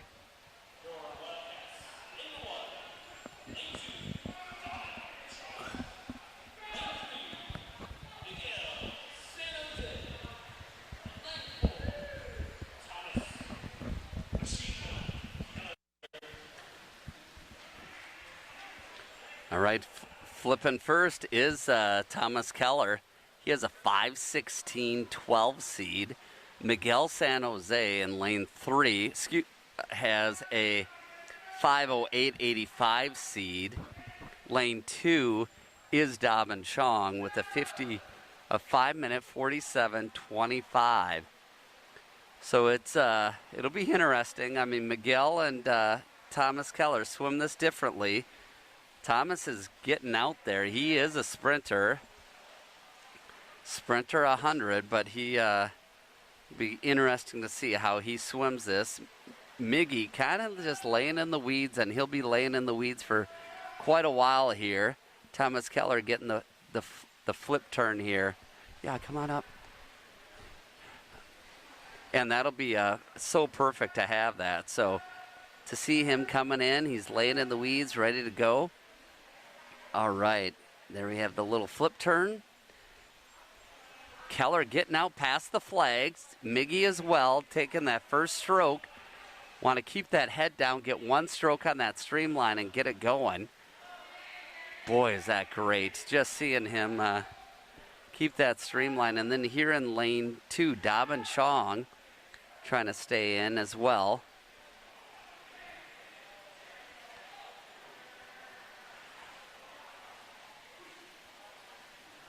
All right. Let's see here. Still going here. Back to the Booster Club. Gonna do some, they've done so many great things. I mean, you hear the lessons from these boys and the things that they read. Never settle. That's Chris Morgan's favorite phrase. In fact, Jasper Appleton, who went on to a Division I career at University of Milwaukee, got that tattooed on his right bicep. Never settle. The Booster Club has supported Chris, and they just say, Coach Chris, you coach, we'll raise the funds. Don't worry about that. Coach Chris has coached at Bloomington Kennedy, St. Thomas Academy, Northfield, so many high schools, and he says the Booster Club at Eagan High School is the best. Just supports these people. In fact, I've asked Nathan Bowie to come up and kind of talk to us. How does the Booster Club do it? So he'll be up after the this 500 here, checking in. Okay, it's Thomas Keller there at the 13. So you watch. Miguel he's going to start coming on here with the 15-17. He's a savvy little swimmer. He might be young, but he's savvy. And he's going to want to negative split it, as we heard Jackson Keller talk about the Wildcat 25s, how you swim a certain thing and then you notch it down a second faster, a second faster, a second faster. You see Miguel San Jose doing that in lane 3. He's getting a little faster, a little faster. He has a 30-50 split. Meanwhile, Thomas Keller at a 32-45 split. Thomas is trying to hang on. Miggy's saying, this was my plan from the beginning, son. So we're at the 15 mark. Thomas Keller is digging deep, but Miguel is like, he's like, this is my plan. So it's still going to be Thomas Keller touching in a little bit ahead here. 31.79 for Keller, 31.41 for Miguel San Jose. This is where Miguel is going to slowly get it faster and faster. He wants to hear that bell. He says, Official Tom, give me the bell. I want to hear it. All right. Also, Dobbin Chong coming in. He's just doing the flip turn, so he has a half to go. Miguel is going to be touching in first here on this one lap to go. He goes, that bell's for me, Mr. Keller. And is it? It is. 31.02 in lane 3, 31.74. Thomas Keller's giving it all he's got, but so is Miguel San Jose. San Jose left more in the tank. Let's see how this flip turn goes. Will they take a stroke without a breath? That is a good flip turn there. And now here comes the sprinting. Look at the splash going on. This is exciting, folks. For a 500, going over 5 minutes of swimming, it's going to be touch tight. We got it here on the camera, and boom, it's lane 3 with the 5:08.87. Miggy actually added 0.02 on that swim, but he says, thank you. Actually, Thomas Keller goes a 5:09 even. He says, thank you, Miggy. The last time I swam that, it was 7 seconds slower. So thank you for getting it done. So that is really working out great. So, and there we have Dom and Chong touching in at a 5:37.80. So that is just fantastic. So we'll see where we're going there. So he has a microphone for us. So he has a microphone. So the fence. And then they'll just hold both microphones so the fans can hear and the TV can hear. Awesome. Okay, perfect. That's okay. Yeah, that'll be fine. They can at least hear it. So, right. Yeah, absolutely. All right, so here we are. We have Nathan Bowie coming up here, and we were talking about the Booster Club earlier on, and then what we were saying is that there's so much support, and over $30,000 have been contributed by the Booster Club. And so a question for Mr. Bowie, who's up here in the booth with me, is how is it that the Booster Club raises money to support this program, Nathan? Well, thanks, Gus. And first, let me say, there's Howard Cosell, there's Vince Scully, yes, and then there's Al Michaels, then there's Gus Brumman. You're doing a great job. So thank you so much Nathan. for supporting well, the. I appreciate hearing you on deck. So this is fantastic. So thank you so much. But yeah, you're absolutely right. We have a huge fundraiser. Actually, the both for the boys and girls team, the biggest fundraiser of the year has kicked off. It's all through Gerton's. It's the spring fundraiser.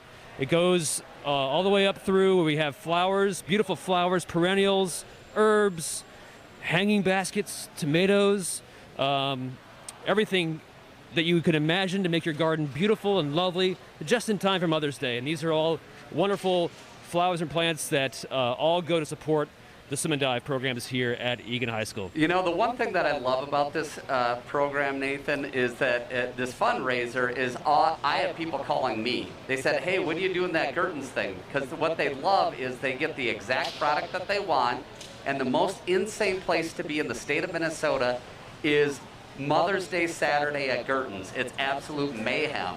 So it sells itself, so it's fantastic. So if people want to know more about it, how do they get information? Do we have a website, or should they contact a swimmer? What's best? Absolutely. So that's really a key point here. The fundraiser here is really important because, and really timely, because it all goes right in advance of Mother's Day. So yeah, you can totally avoid that rush to Gerton's or wherever else it might be to stock up and make your garden beautiful for summertime.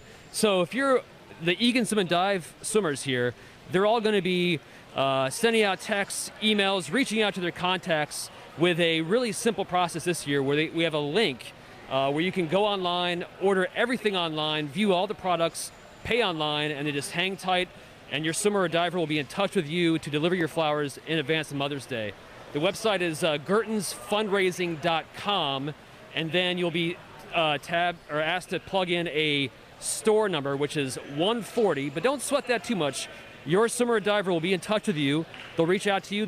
They'll give you all the instructions so you can easily navigate the site, figure out where you need to go. Awesome. Thank you so much for coming up here, Nathan. The meat depends on you, so we'll let you broadcast on deck. So thank you so much, and we'll get that link. And folks, really contact your swimmer or diver, and they will let you know where that link is, and they'll be able to assist you. And it really does sell itself. We've had the same customers in the neighborhood for, actually we switched from a Cascade Bay fundraiser to the Gerton's, and people have just loved it. We've never gone back. So we've been doing this for 8 years, and it's just fantastic. So appreciate that. Great to have Nathan Bowie up here and Madeline Bowie, his wife. They lead this so fantastically. In lane 2, it's Vidon Trista. Lane 4 is Riley McRoberts.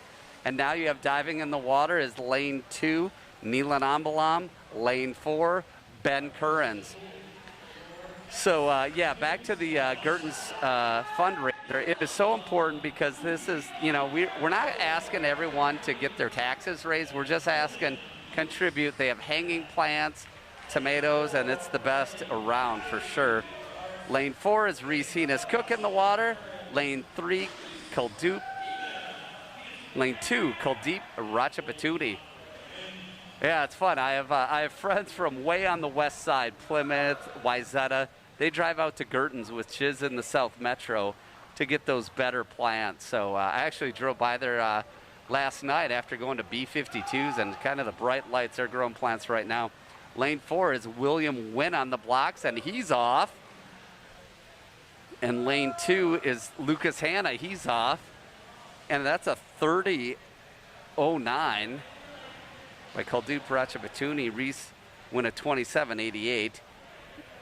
You know, I used to read the splits off, but, you know, we have great Eagan TV here tonight, and they have the splits right on your screen. So, man, we appreciate the work that they do. All right, touching in as lane 4 is 150.01. A little bit of an ad for the A JV. Lucas Hanna sprinting it out, head down, 157.93. Yeah, we're just so grateful for Eagan TV. I was able to commentate the basketball game on Tuesday night. They have great cameramen there, too, so we're just so fortunate to have it. I know Farmington, they were trying to raise additional funds to get some hodgepodge cameras that parents could use, but we have a professional crew here that's just fantastic, so we're so grateful. Lane 2 is Alex Bango. Lane 4 is Emilio Santoyo Lopez. Lane 6 is Dobbin Chong. So we have 3, and it looks like he's tweaking the 2 free relay again. So the best time is a 1:32 this year for the A relay. Captain Chuck Steffen is in the water, lane 4. Lane 2 is Lucas Arvidsson, that senior, another, and Johnny Mezarowski is in 6. So if I'm guessing, the time to beat is a 1:32.27. I'm guessing that they might be getting a 1:32 high here. So Chuck Steffen is coming in, touching in, and Roni Shrista will be going in the water. He's in. Chuck Steffen goes at 23.97. A little swerving in the lanes here in lane 2. In the water now is Victor.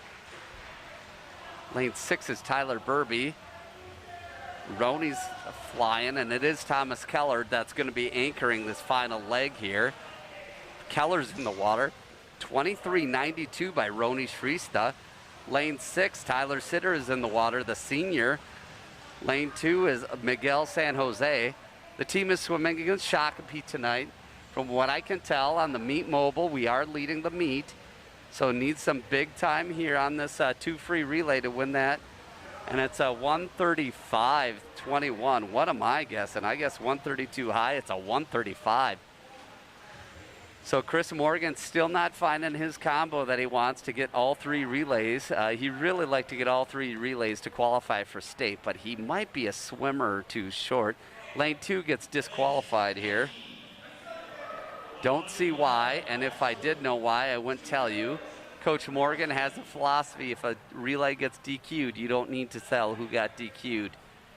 It's on the team, and the team fixes it. So that's the pedigree that Coach Morgan has. You read about the word that came out in those senior bios. What was said most? Brotherhood. You know, it doesn't happen by accident, let me tell you, people. Lane 3, that is senior Tyler Sitter. Lane 4 is Riley McRoberts. So it's good to see them going after it. Looking in the stands, this is Gus Broman for ETV. I've been involved in this program for 13 years. My 2 older sons, Eli, he was on that state championship team in 2015, as well as his younger brother, Anders Broman. So it's I'll tell an embarrassing story here in this back half, but senior captain Hans Broman was at that meet, 12 years old, and all of a sudden I look, and they're playing We Are the Champions at the U of M Aquatic Center, and I excuse me, I see Hans, and he's crying. I'm like, what's wrong? Did you hurt yourself? He says, these are tears of joy for my brothers. And all of a sudden he looks over, and not his brothers, other seniors said, hey, come on deck, Hans. So they had him on deck and like brought him around like a little mascot. So it's that kind of long longevity that Chris Morgan has in this program. Sitter touches in with a 1:15.07, 4 seconds slower than his last time. That's a 1:21.90 for Riley McRoberts, which is 9 seconds. So Riley, great kid, but whatever you ate tonight, don't eat that again. You know, I'm a little hard, of course, because my time is never exposed, and I don't even track my jogs on social media because no one needs to know what I jog or swim. But I could talk about Riley McRoberts eating Taco Bell. So here we have event 20, which is a 100-yard backstroke varsity. We have Reese Heenis Cook in lane 2, Derek lane 3, Tyler Burby in lane 4. So Bango has those really nice arms. Remember the backstroke flags, this is the only time that they're useful. So what it is they count how many strokes that they take, then they flip, they get 1 stroke on their front and wall. So we have Greg getting that nice camera angle here. You watch that 1 flip and boom, right off. Nice tight for Derek Bango, just boom, right off the wall. Couple other good turns by Reese, but didn't quite get the underwater that Derek Bango had. You know, you want to get that long underwater as possible. So you get that 1 stroke on your front, you pull it, and you kick off that wall, and you just dolphin kick as fast as you can. Now what you'll see is in this finish, he'll go underwater to finish this off. And there it is, underwater, because he can touch it. That is a sweet time, a 59.96. Anything under a minute, you'll take that. Added a little bit of time, but Tyler Burby, Reese Heenis Cook shaves 0.4, a 109.48, and Tyler Burby adds a little bit, 110.23. So now we're into the breaststroke. It's good to see the Jacob Frost, senior captain diver.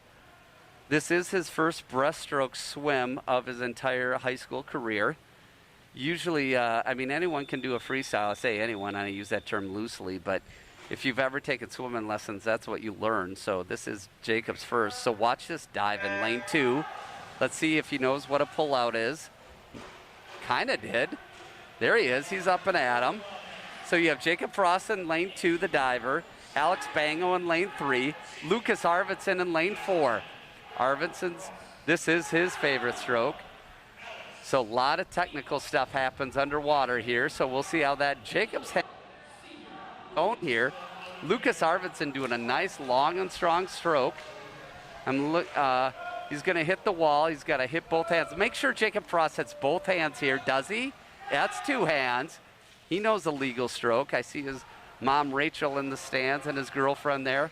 Another thing that should be mentioned, senior captain Jacob Frost is a leader in the Faith Club at Eagan High School, as well as senior captain Hans Broman. So the two of them are members of the leadership team of the Faith Club. So let's see here. Alex Bango is gaining a little bit more of a lead here. Arvidsson is holding on. And what do they say in the South? Bless his heart. Jacob Frost is getting her done, that diver. Alex Bango, this is great. Touches in, 1:11.81 for Bango, adds time. A 1:13.42, Arvidsson shaves, and that is Jacob Frost's seed time. It's a 1:16.93, so when he goes to nursing school, he can hang his hat on a 1:16.93. Very nice. Wonder if he had goggles all season long. It'd be kind of nice to see him do a 2.8 dive with some goggles on, so good for him. That gets us to the final individual event of the evening, and this final event is a 100-yard breaststroke varsity. And in lane 2, it's a full senior heat. Roni Shrista in lane 2, lane 3, Captain Chuck Steffen, lane 4, Will New. These guys are breaststroke all the time. These guys are the 3. You will be seeing these 3 on the podium at the section meet this year. Eagan is looking to defend their section title 8 times in a row. 8 consecutive titles. And they will be doing that sans a epidemic on this team. And this breaststroke, these guys will be probably all 3 of them in the top 8. So Chuck Steffen will, seated first should be in that section meet, but we'll see. So it's good to see that they are having that section meet. And once again, it goes to show you the pedigree of Chris Morgan. To have, 7 section titles is incredible. There's no other boys sport in Eagan that has had back-to-back section titles. Then you go to the swim team, and they have 7 going on 8. Stefan touches in with a 102.63. He adds 0.4 or so. And then lane 2 is a 109.48, shaves 0.4. And 108.54. Good job, Will New. This gets us to the, we're going to take a quick break here, and I'll tell you who this break is for. Let's see who matches it up here. It is for Will New, who will be swimming the C relay here. So it'll be a 10-minute break. Also, please, please, please, go and get some beverages, go and get something to eat, but you will not want to miss the senior speeches at the conclusion of this meet. It's something special. Usually it's a potluck in the cafeteria, but support these athletes. It was great to hear Tyler Sitter's comment about this. It's been a tough year. These kids have gotten a lot taken away from them. So please stay and hear the speeches, because you will be rewarded. It's as if they say on the Discoveries Channel, you'll get to see them in their own environment. These boys start talking how they do when they talk to each other, and it's a treat to hear. And I'll tell you what, several of them, you will be shedding a tear, and you will be happy that your son or grandson, nephew, child, friend, whatever these athletes are to you, you will be grateful that they are in Eagan Swim and Dive program. This program means a lot to these guys and teaches a lot of life lessons. It sounds cliche, but you'll hear it for yourself in less than 5 minutes. So this 4-free relay is the one that ended up clinching the section finals last year by 1 point. How crazy is that? To have a meet that goes, and these meets, it was 636 to 635. Rosemount had some big studs who are seniors that graduated. So that's one thing that's a little bit unusual about swimming than soccer or hockey, where any given night, any team can come out and surprise. In swimming, if you have 7 studs and you're going in and the other team has 2 studs, you're going to win. Because each individual can swim 2 individual events and 2 relays. And so you're not going to just swim 30 seconds slower one time by accident or whatnot. So anyway, Eagan is queued up to get that 8th section title. It sounds like we got the cart before the horse, and that's because we do. But what it does is it's Chris Morgan's way to motivate these guys.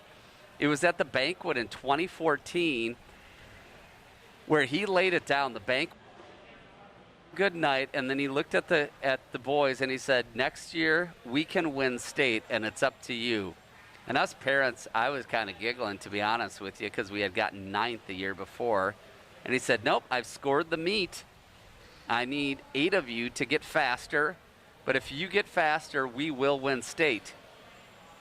And it was quiet as a church mouse in there. And then finally he's like, guys, I'm serious. We can win state. And that's when you're supposed to clap. And the guys clapped and started. And what do you know? The next year they win state. And so Chris Morgan is, he's big brain. Let's just face it. To be able to score a meet a year in advance and to say, hey, this is our year to win state. And there, as I mentioned before, there were no individual winners. He just had the depth to do it across the pool.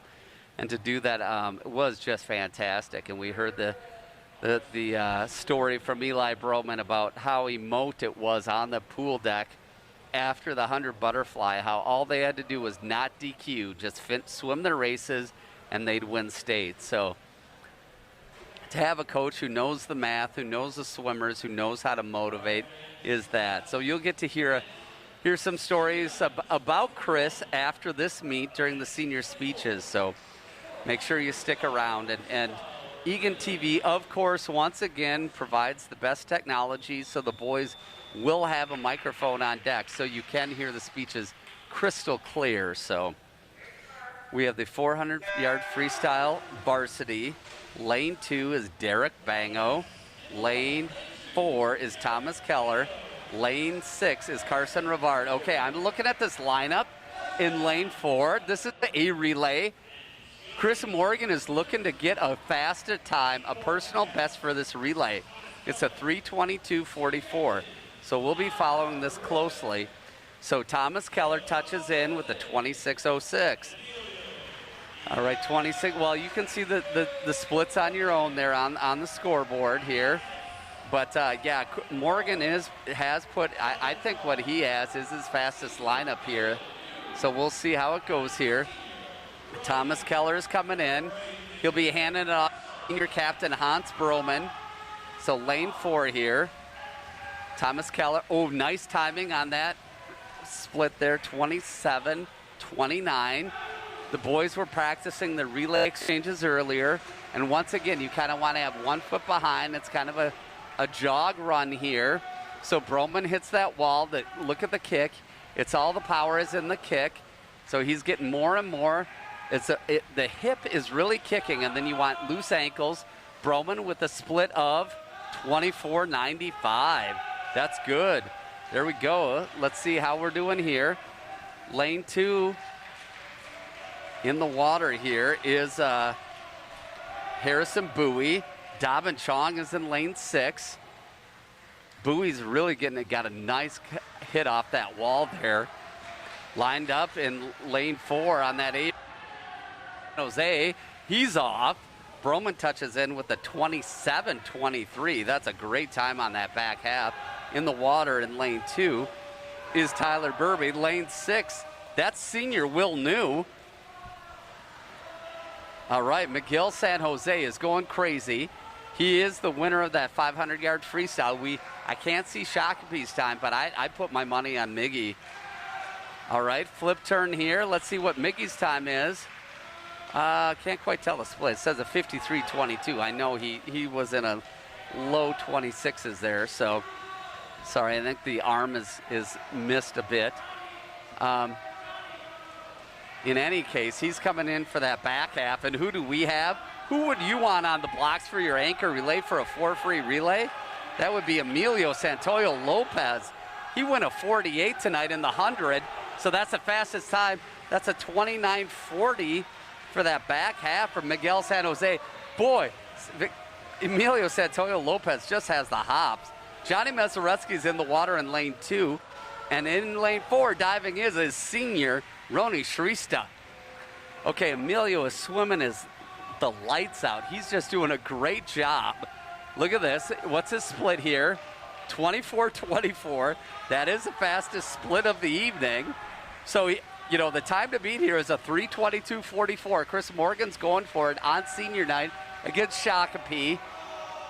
The parents are on their feet. This is exciting here. Marco said Lopez is standing on his feet. Sorry, Marco Santoyo is going great. What is the time going to be? Not going to quite beat that time, but it's a 3:31:68. So fun to see those guys in lane 4. Wish I had Emilio Santoyo's split there on that back half. So that was fantastic. So, all right, you hold tight here. Look at that. Roni Shrista touching in nicely with the 3:48:58. So please hold tightly. We are going to get the seniors going. So we're going to just be a little bit patient. You're going to get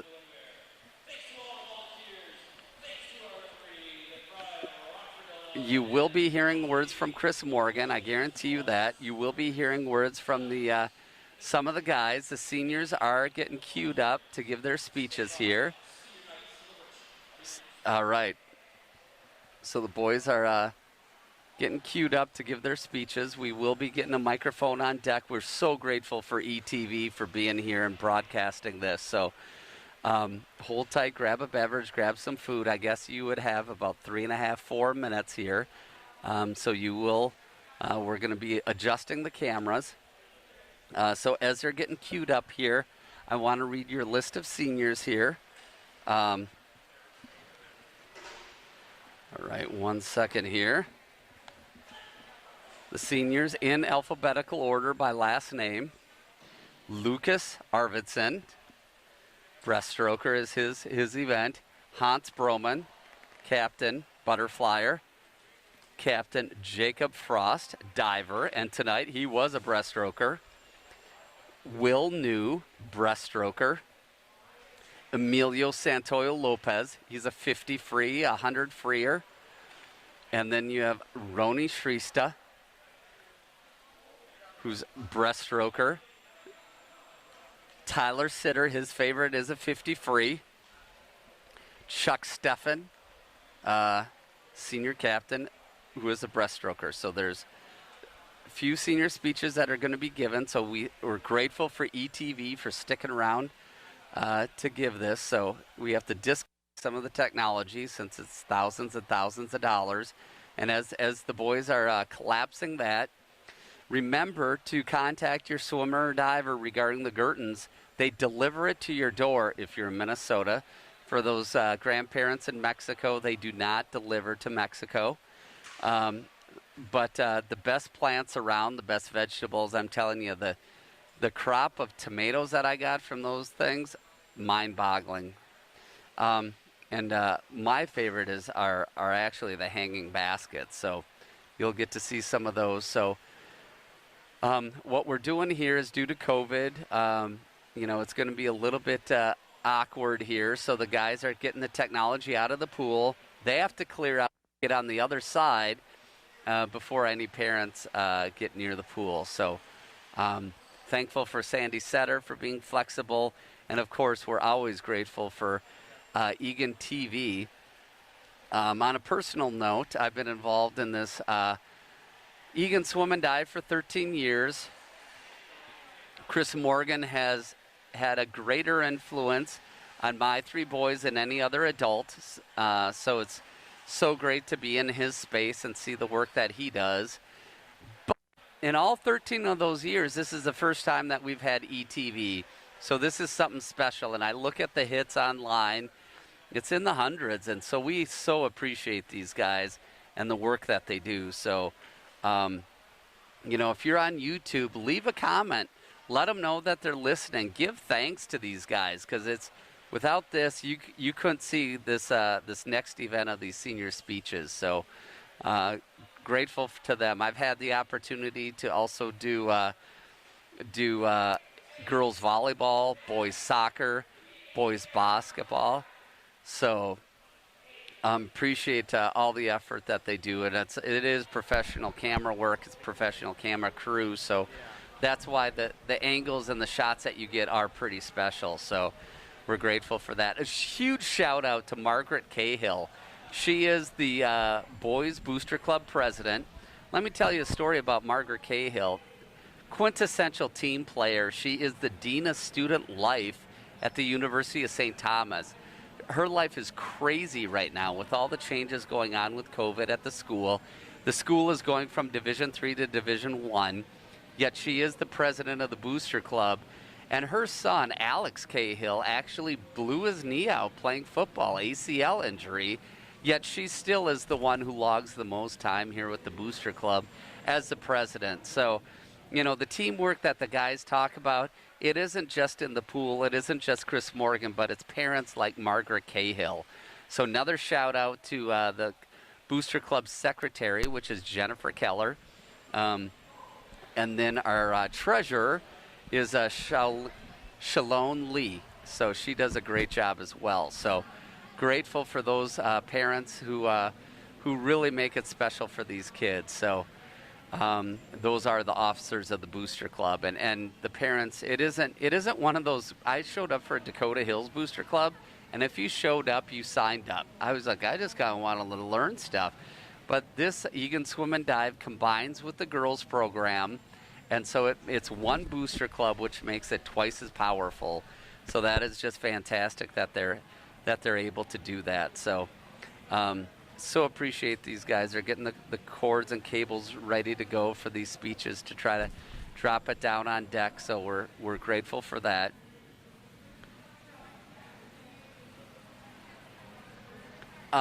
Yeah, back to the Booster Club. It's just gotten, I had my oldest son swam Division I, and when he was being recruited, he would ask about, what is a strength and conditioning coach? Tell us about what sets you have for middle. And some of the coaches were like, yeah, we're looking to do some specific information. So, yeah, and I'm like, and he was like, Dad, we have it at Eagan. I can't believe a Division I school doesn't have it. So it just goes to show you what funding and what support can do for a program like this. So it's just huge that they're able to provide professional coaches in addition to the coaching staff, strength and conditioning. So it is just fantastic. So we're just getting ready here and getting the microphone taped up because they want to make sure that the connections stay hot the entire time. This is Gus Broman for ETV. Just so grateful that you're still with us. It is worth it. There's reality TV and then there's special TV, and you're going to see some special TV coming up here in just a few moments here. So please stay tuned. So whenever you're ready, you can just write it down there to those guys. Yeah. All right, it's good to see the guys getting out. They're getting the speeches ready. You see Shrista smiling. You see Victor Santoyo Lopez smiling, even with the mask, the smiles in the eyes. This is senior night. It is not the last meet, though. There is one more meet. I believe it's against, I don't believe, I know it's against Rosemount next Friday. So.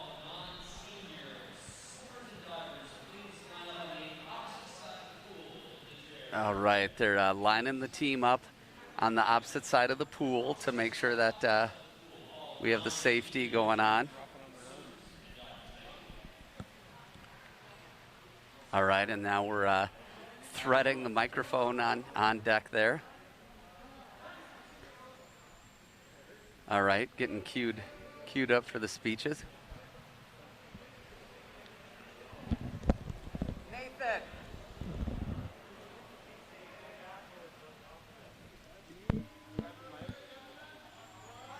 All right, they're threading the mic down so you can, so we'll be able to hear the speeches, which is fantastic.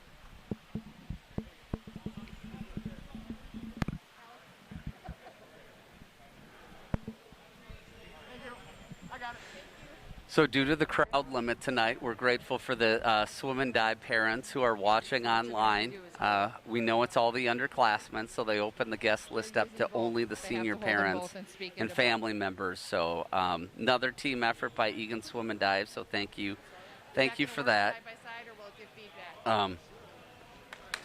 So more to come. It's fantastic to see the team out getting ready and queued up. Usually there's food flowing and a potluck going, but it's a little different this year.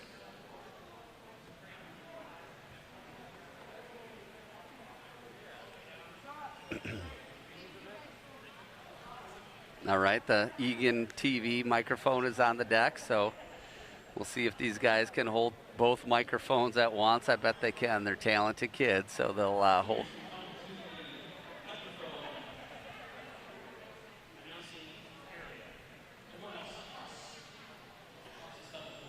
All right, they're queuing it up. Thank you for sticking with us. You will like what you're going to see, so hang in there. 3-minute warning for a couple more beverages and some food.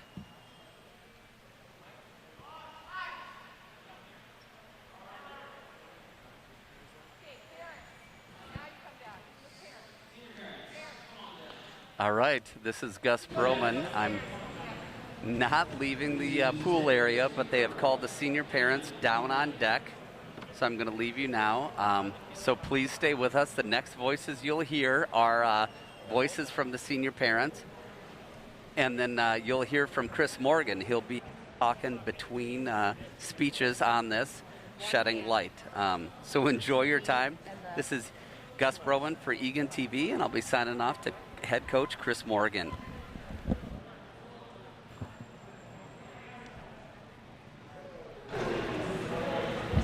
All right, Margaret, what do you want the parents?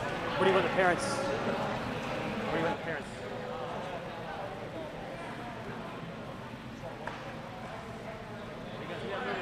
No more pictures until later on. We're going to see you on here.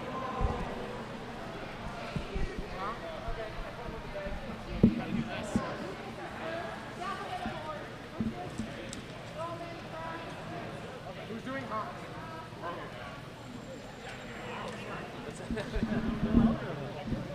Oh, thanks.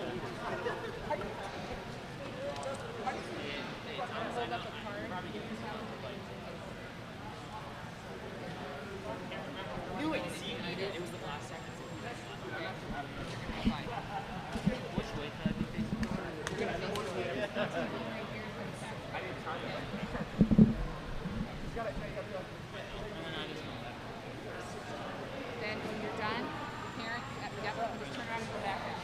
Okay? Okay. I think we're ready.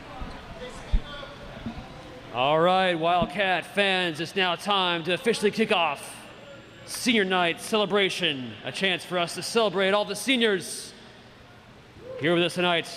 Let's get pumped and let's get loud. It's gonna be a great opportunity to celebrate these guys who put so much heart and soul into the team. Let's get started. Our first senior tonight is one we all know and love. Lucas Arvidsson and his parents, Jeff and Jill Arvidsson. Let's hear it for Lucas. Now, following graduation, Lucas will attend North Dakota State University and their College of Engineering. Giving Lucas's tribute speech tonight is Johnny Mazuretsky. Thank you, Johnny.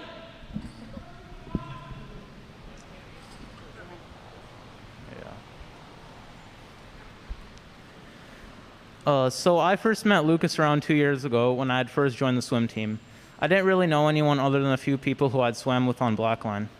I started off my first season in the same lane as Lucas, so I got to know him a bit. He turned out to be a really nice dude, and whenever I had a question about the set, I would ask him. We were around the same speed back then, so I had someone to race in our lane. I wouldn't really know Lucas until we had our first class together the following year, which was last year. I had an Intro to Woods class, and it turned out that Lucas was in it. I was pretty excited because he was the only person I knew in that class. Throughout the swim season, on the days of away meets, the team would dress for success. And on the days of an away meet, we would walk away out of the woods class covered in sawdust on our freshly ironed pants from the morning. He was always there to help whenever I needed something or didn't know how to do something in class. He also really enjoyed joking about things such as when I got a new haircut or my roller backpack that I had. I always brushed this aside though because I knew that he was a great guy and that he was always there to help if I needed it. We also had a class together the following trimester where we got to be partners in disassembling an engine, but it ended early because of COVID, unfortunately. I could always tell since the day I met Lucas that he never quits. Ever since the first day of practice, Lucas has consistently gone to the most lifting sessions and workouts after practice with Coach Anthony. And he also learned turns and not only to make himself better, but also with the vision of making his team better. Lucas has always put his all towards swimming, and it has paid off tremendously as he has dropped a lot of time in these past years, including beating Aubie in the 50 free at JV Champs last year, which is something I know that he is very proud of. Lucas and I swam the 50 free earlier this year at the Apple Valley meet, and I ended up beating him by less than a tenth of a second. After the race, I looked over to see Lucas smiling at me with a hand reaching out to congratulate me. I know Lucas cherishes the opportunity to race against his teammates and friends, and I admire his ability to keep a positive attitude regardless of the outcome of his own race. He also told me that he would beat me at the next meet the following week, and he did end up beating my time by almost a second. From what he has told me, Lucas plans on attending North Dakota State University and majoring in engineering. Knowing him over the past 3 years, I know he will work his hardest to succeed in his future endeavors. Lucas has been an excellent and supportive teammate to not only myself, but everyone on this team, and I wish him nothing but luck in the future. Thank you.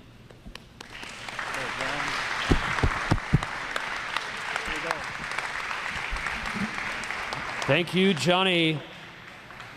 Next up, we have senior captain Hans Broman and his parents, Gus and Margie. Let's hear it for Hans.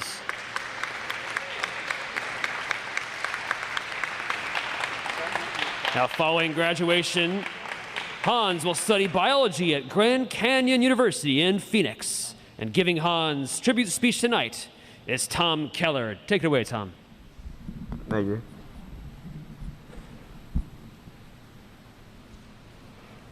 I remember starting off this season this year with Hans FaceTiming me at 8 o'clock in the morning, catching me casually eating hot dogs for breakfast. He was calling me to remind me that I was late to practice, and what I originally thought was a warm-up that started at 9 really started an hour earlier. Because of this now, I've been relying on him this entire season as my calendar to tell me when things are. Hans, not only to me but to the entire team this year, has been a tremendous leader and motivator.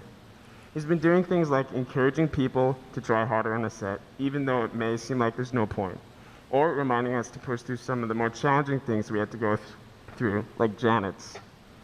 His contributions and support and effort to this team is immaculate and unmatched. He's always making sure everyone's doing the yards during practice, and if not then, after when the set is all done. Not only is he supportive in the pool, but outside of it as well. His attendance going to weights is spotless, and he's always consistently trying to get more people to go.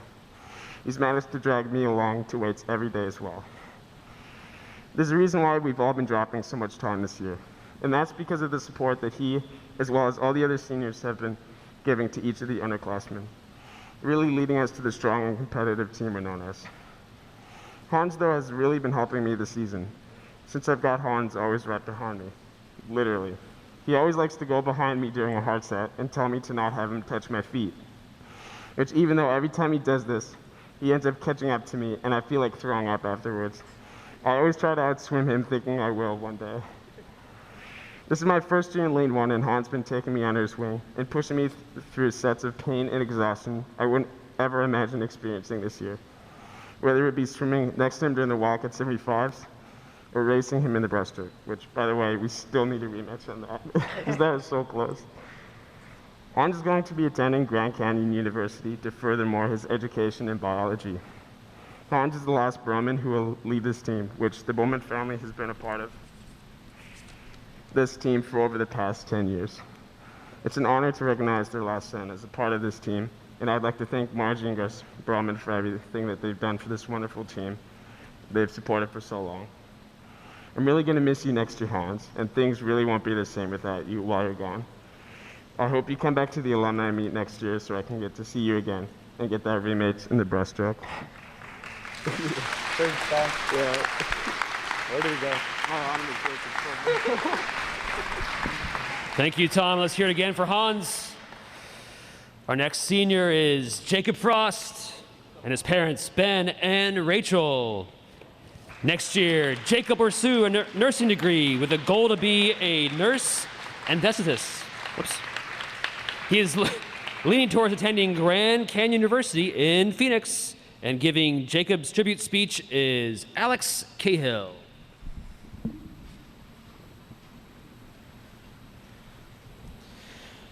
Jacob Frost has been one of the most influential people to me during my time on the swim and dive team. One of my earlier memories with Jacob came from freshman year, when Charlie and I were always goofing around when we weren't on the boards. Jacob was on the other board, and every time we would mess around, he would give us this intimidating look that would tell us to get our act together. I'll be honest, it worked pretty well. But my freshman year was not my first encounter with Jacob Frost. I was a 7th grader on the DHMS team, and we had a meet against Blackhawk. Diving for me, up to this point, was a cannonball at my aunt's house. We were at this meet, and there was this one kid.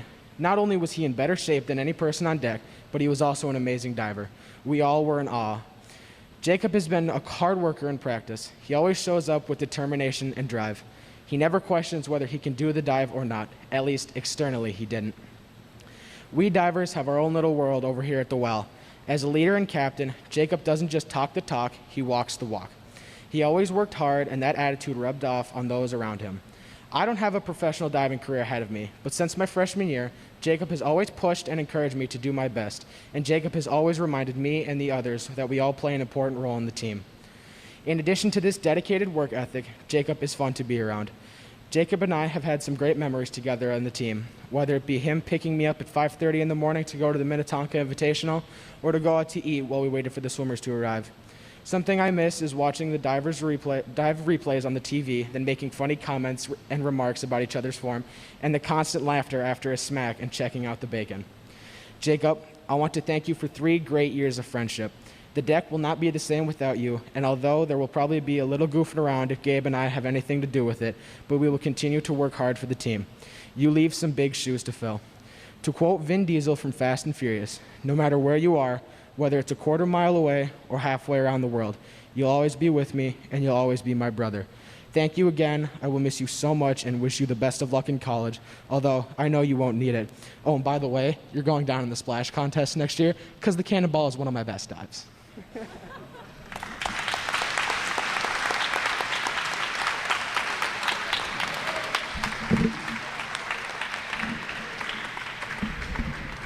Thank you, Alex, and congrats, Jacob. Next up is senior William New and his parents, Todd and Marie.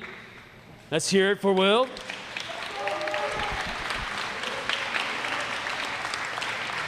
This fall, William will be attending St. Olaf College and will pursue a major in psychology.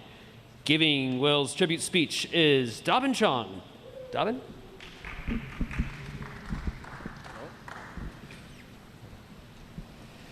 When I first joined the swim team in 8th grade, I was a bit nervous. I was thinking to myself, I'm going to be swimming with guys that are twice the size of me.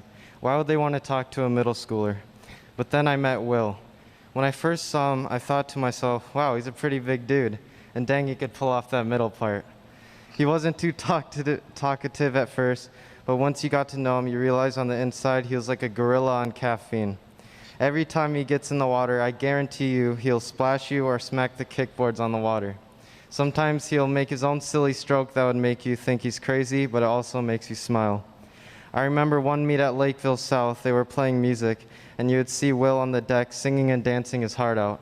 I would sit there smiling, thinking to myself, this guy is nuts, but in a good way. That's what I love about Will. He brings positive energy everywhere he goes, and it will for sure pass around the people around him, which was great. For example, Will would always be the loudest cheer, which could be heard from anywhere, and it made a difference. He would always put others before him. When I was in 8th grade, I would ask Will, what's it like being a high schooler? He said it's a downhill slide, and I'd pause and think, what the heck does that mean?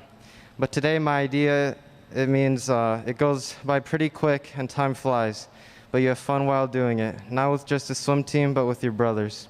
And you should enjoy every second of it. That's why Will always carries good vibes with him. During the end of the season last year, I was shocked realizing soon it's probably going to be the last time I'm going to see the seniors. I regret not talking with them more. So being able to spend time with Will before he takes off to St. Olaf was really nice. And no matter where Will is, part of his energy will always be here at Eagan, while he studies psychology and uses the same energy to make a difference in people's lives. Hopefully I get to see Will in his amazing middle part again. I'll also be looking forward to racing him in breaststroke one day.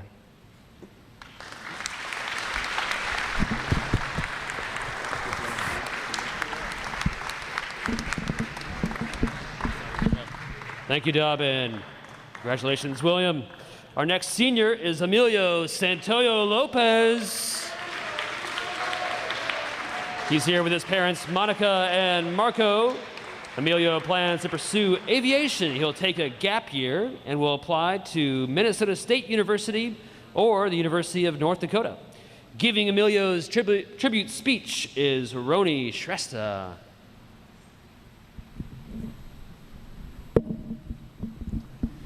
Emilio Santoyo Lopez, or known to ETV as defending section champion Emilio, which is funny because he hasn't won a section individual event yet. I met Emilio a very long time ago at the Black Line Buck Hill event. I remember thinking, this kid tall. Then out of nowhere, Victor tackled me into the snow, and I thought, okay, these guys are weird. But over the years, we got closer through swimming, and our families became friends, so we hung out a lot and played Minecraft in Dragonvale. He was basically the only person I knew going into middle school, so I kind of stuck to him like glue. Even as a middle schooler, Emilio was hella fast. The only time Emilio got first at Blue Water in an individual event was at the middle school championships in the 50 and the 100, which he still swims today. But as a 7th grader, he went 25-25 in the 50 and 56-32 in the 100, so pretty impressive. At club meets, he would always place top 3 and have medals around his neck. I was like, wow, I wish I could be as cool as him. Being as fast as he was, I really looked up to him. And that's what my goal was in swimming, to be as fast as Emilio. Then in 8th grade, he joined the high school team, and he would tell me all these wild stories about the high school guys and how hard practice was. I remember him telling me about a relay he swam with 3 seniors who were captains and how scared he was, since he was a lone 8th grader. I wish I had joined in 8th grade from everything Emilio told me, but I would have probably died. And after his 8th grade year, after hearing the senior speeches and how 2 best friends gave each other their speeches, we decided we would do the same when we were seniors. Which brings me to my next story.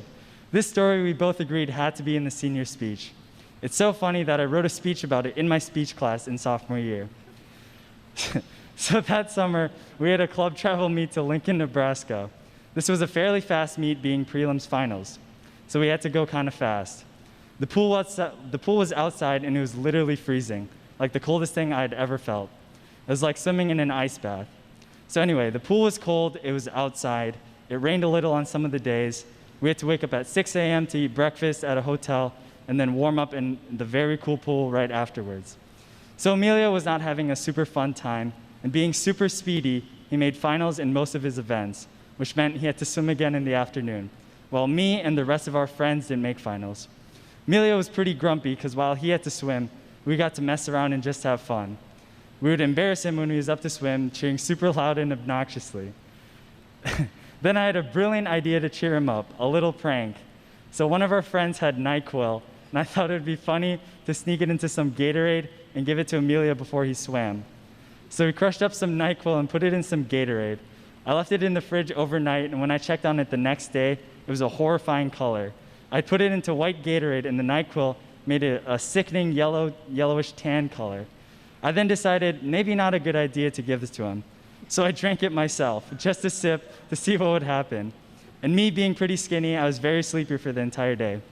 When I told Emilio the story, he laughed a lot, so in a way, I cheered him up. Over the years, we've had so many adventures, like when he got his license, he came over every day to play Minecraft and showed up at my work to annoy me. We've been through ups and downs, but in the end, we always end up laughing about something stupid one of us said. I have to thank the Santoyos for being like a second family to me. Marco and Monica, thank you for all the carpools before we could drive. Koyo, being the sweet grandmother she is. And Victor, being a younger brother I wish I had. Emilio, you've been my best friend for almost a decade. You make me faster in swimming and a better person in general. We have so many memories we like to reminisce on, and I know we're going to make a crap ton as we get older. I wish you the best of luck on your aviation career. Also, you got to give me free plane tickets when you fly commercially.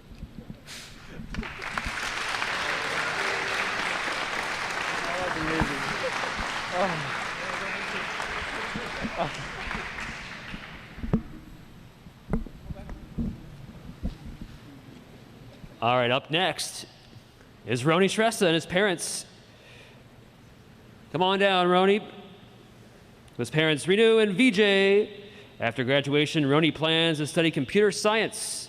And giving Roni's tribute speech is Emilio Santoyo Lopez. Let's hear it for Roni.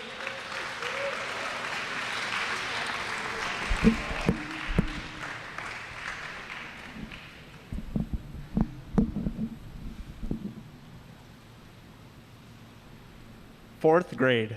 That's when I first met Roni at Blackline at a 2-meet event.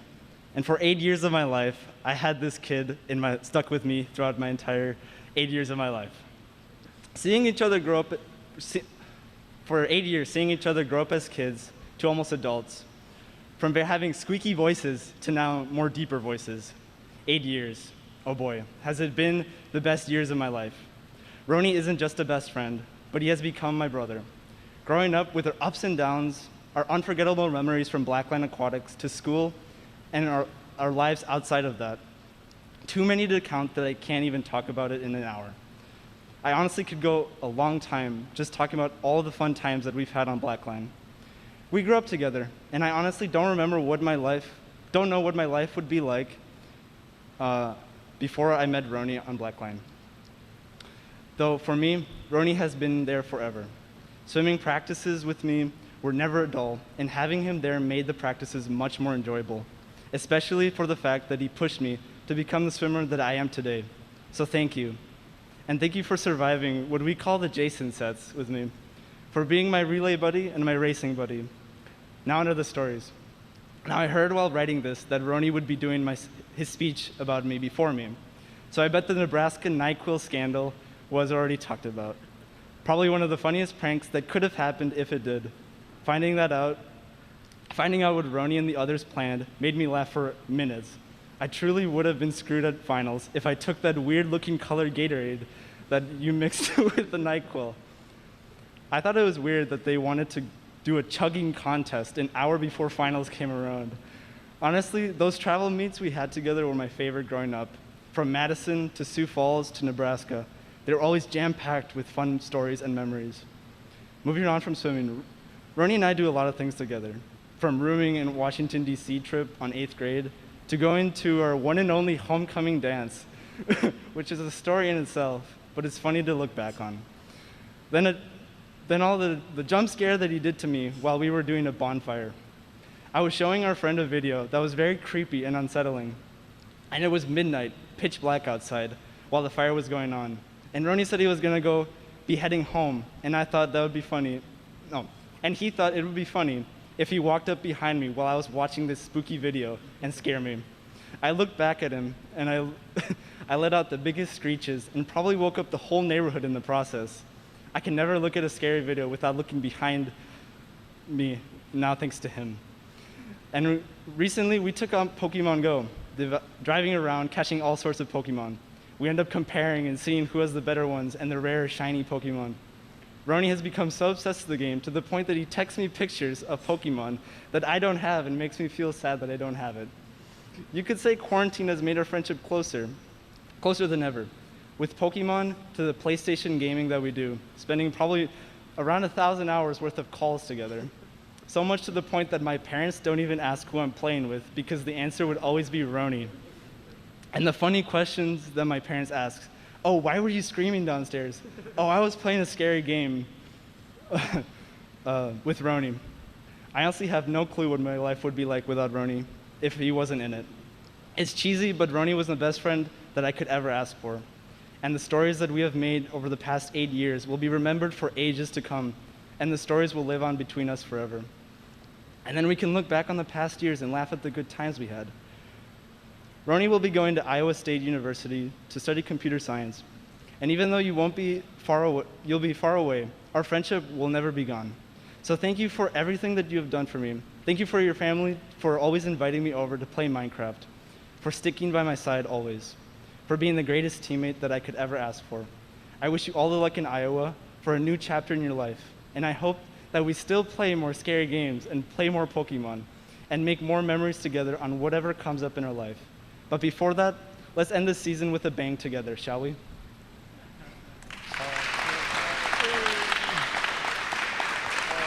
Oh my God. Good job, Emilio. Thank you for the nice guys. Thanks, guys. All right, now let's welcome our next senior, Tyler Sitter. Let's hear it for Tyler. Tyler's here with his mom, Patty. After graduation, Tyler will join the U.S. Marine Corps. And giving Tyler's tribute speech is Neelan Umblan.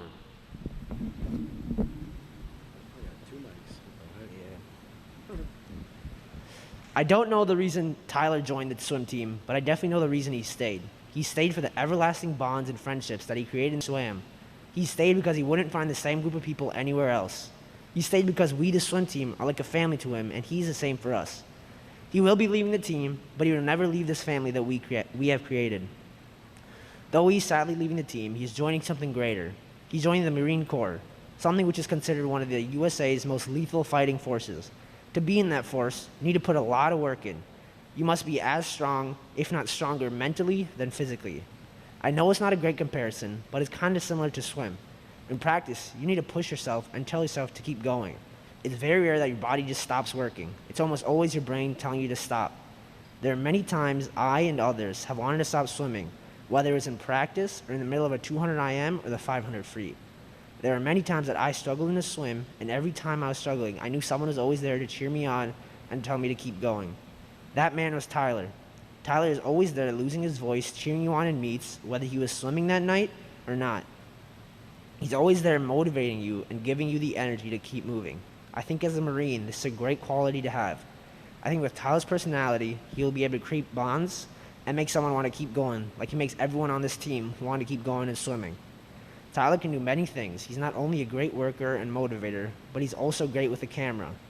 Tyler has captured many things and hilarious moments that we have had over the swim team. It's the reason he got the photographer award last year. And when you think about Tyler, there's no other person that comes to mind other than Miguel. They were always very close. They had a lot of fun when they were together, especially last season. They always messed around in the locker room, doing wacky things and having a lot of fun. Tyler is a great guy and a great addition to this team. He's a great friend, and he really connected well with everyone on the team. I don't know what it's like without him on the team, and I don't know what it'll be like without him on it. Sadly, all good things must come to an end, and that means Tyler will be leaving the team. Even though he'll be leaving the team, that doesn't mean he can never swim with us again. If you don't already know, every year we have an alumni meet during winter break where old Eagan swimmers can come back and race the current team. And if Tyler's ever free and not doing Marine duties, I and the rest of the team expect and hope that he comes. You're really going to be missed, buddy. I don't know if it will ever be the same without you. You're a great person and a great friend, and even though we only had a short time together swimming on this team, I and everybody else will cherish the time that you were here forever, and hopefully you do the same. I love you, dude, and I'm going to miss you.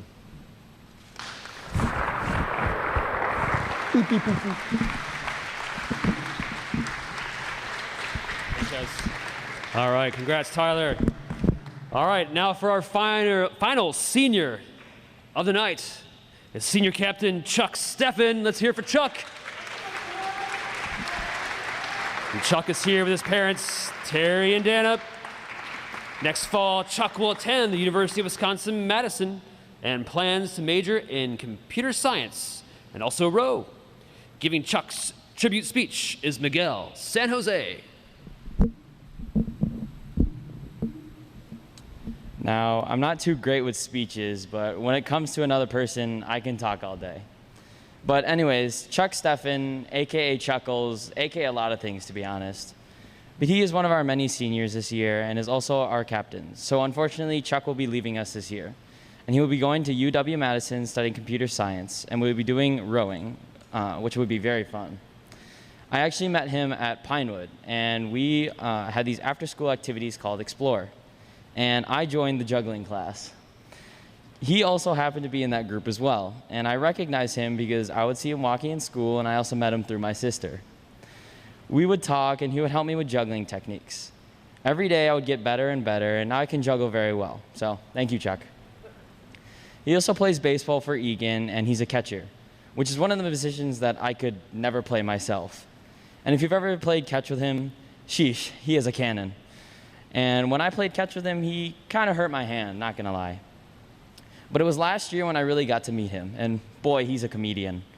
When we had the first team meeting, he was the first person talking, and he would always have something on his mind to talk about, during practice too. He would never run out of jokes to crack, whether it was during practice, in the locker room, or at a meet. He will always have a joke to tell. So never sleep on Chuck, because he will always find something to say to get your attention. Chuck is also a speed demon in the water. His main stroke is best stroke, but if you put him in any event, he will kick some butt if you tell him to. I know there's one record on the board that he is always trying to beat, and it's the 100 breaststroke that his brother Q has.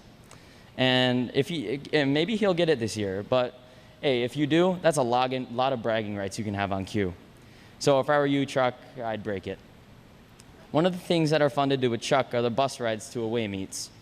I would sit with him all the time. One day he will crack jokes constantly, and another day he can be quiet with his AirPods in and getting in the zone. Another fun thing to do with Chuck are car rides with him.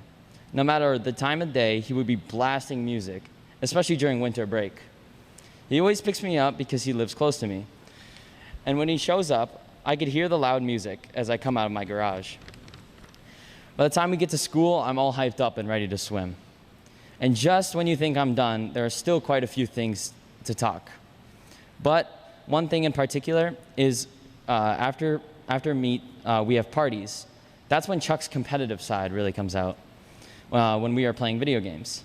At those parties, many houses would have consoles like Xbox, PlayStations, and Nintendo Switch. And he would always play fun games like Call of Duty and Super Smash Bros. He would always be next in line, getting ready to play and beat whoever is next, especially if it's the guy who owns the console. But all in all, he is a great guy, and I just want to thank you for all the things that you do for this team, whether it's showing me what I could improve in breaststroke or playing music for everyone to listen to and get pumped up. So from the bottom of my heart, thank you, Chuck. And I believe I speak for all of us when I say that we will miss you, and we wish you the best in college and all that rowing you will do. So please come back, because I look forward to seeing you at the alumni meet.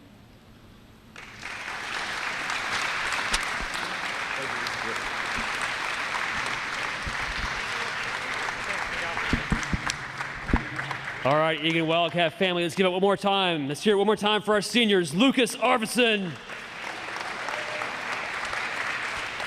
Hans Broman, Jacob the Iceman Frost, William New,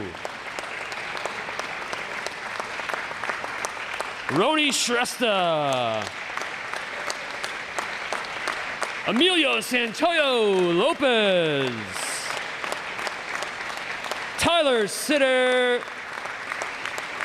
and Chuck Steffen.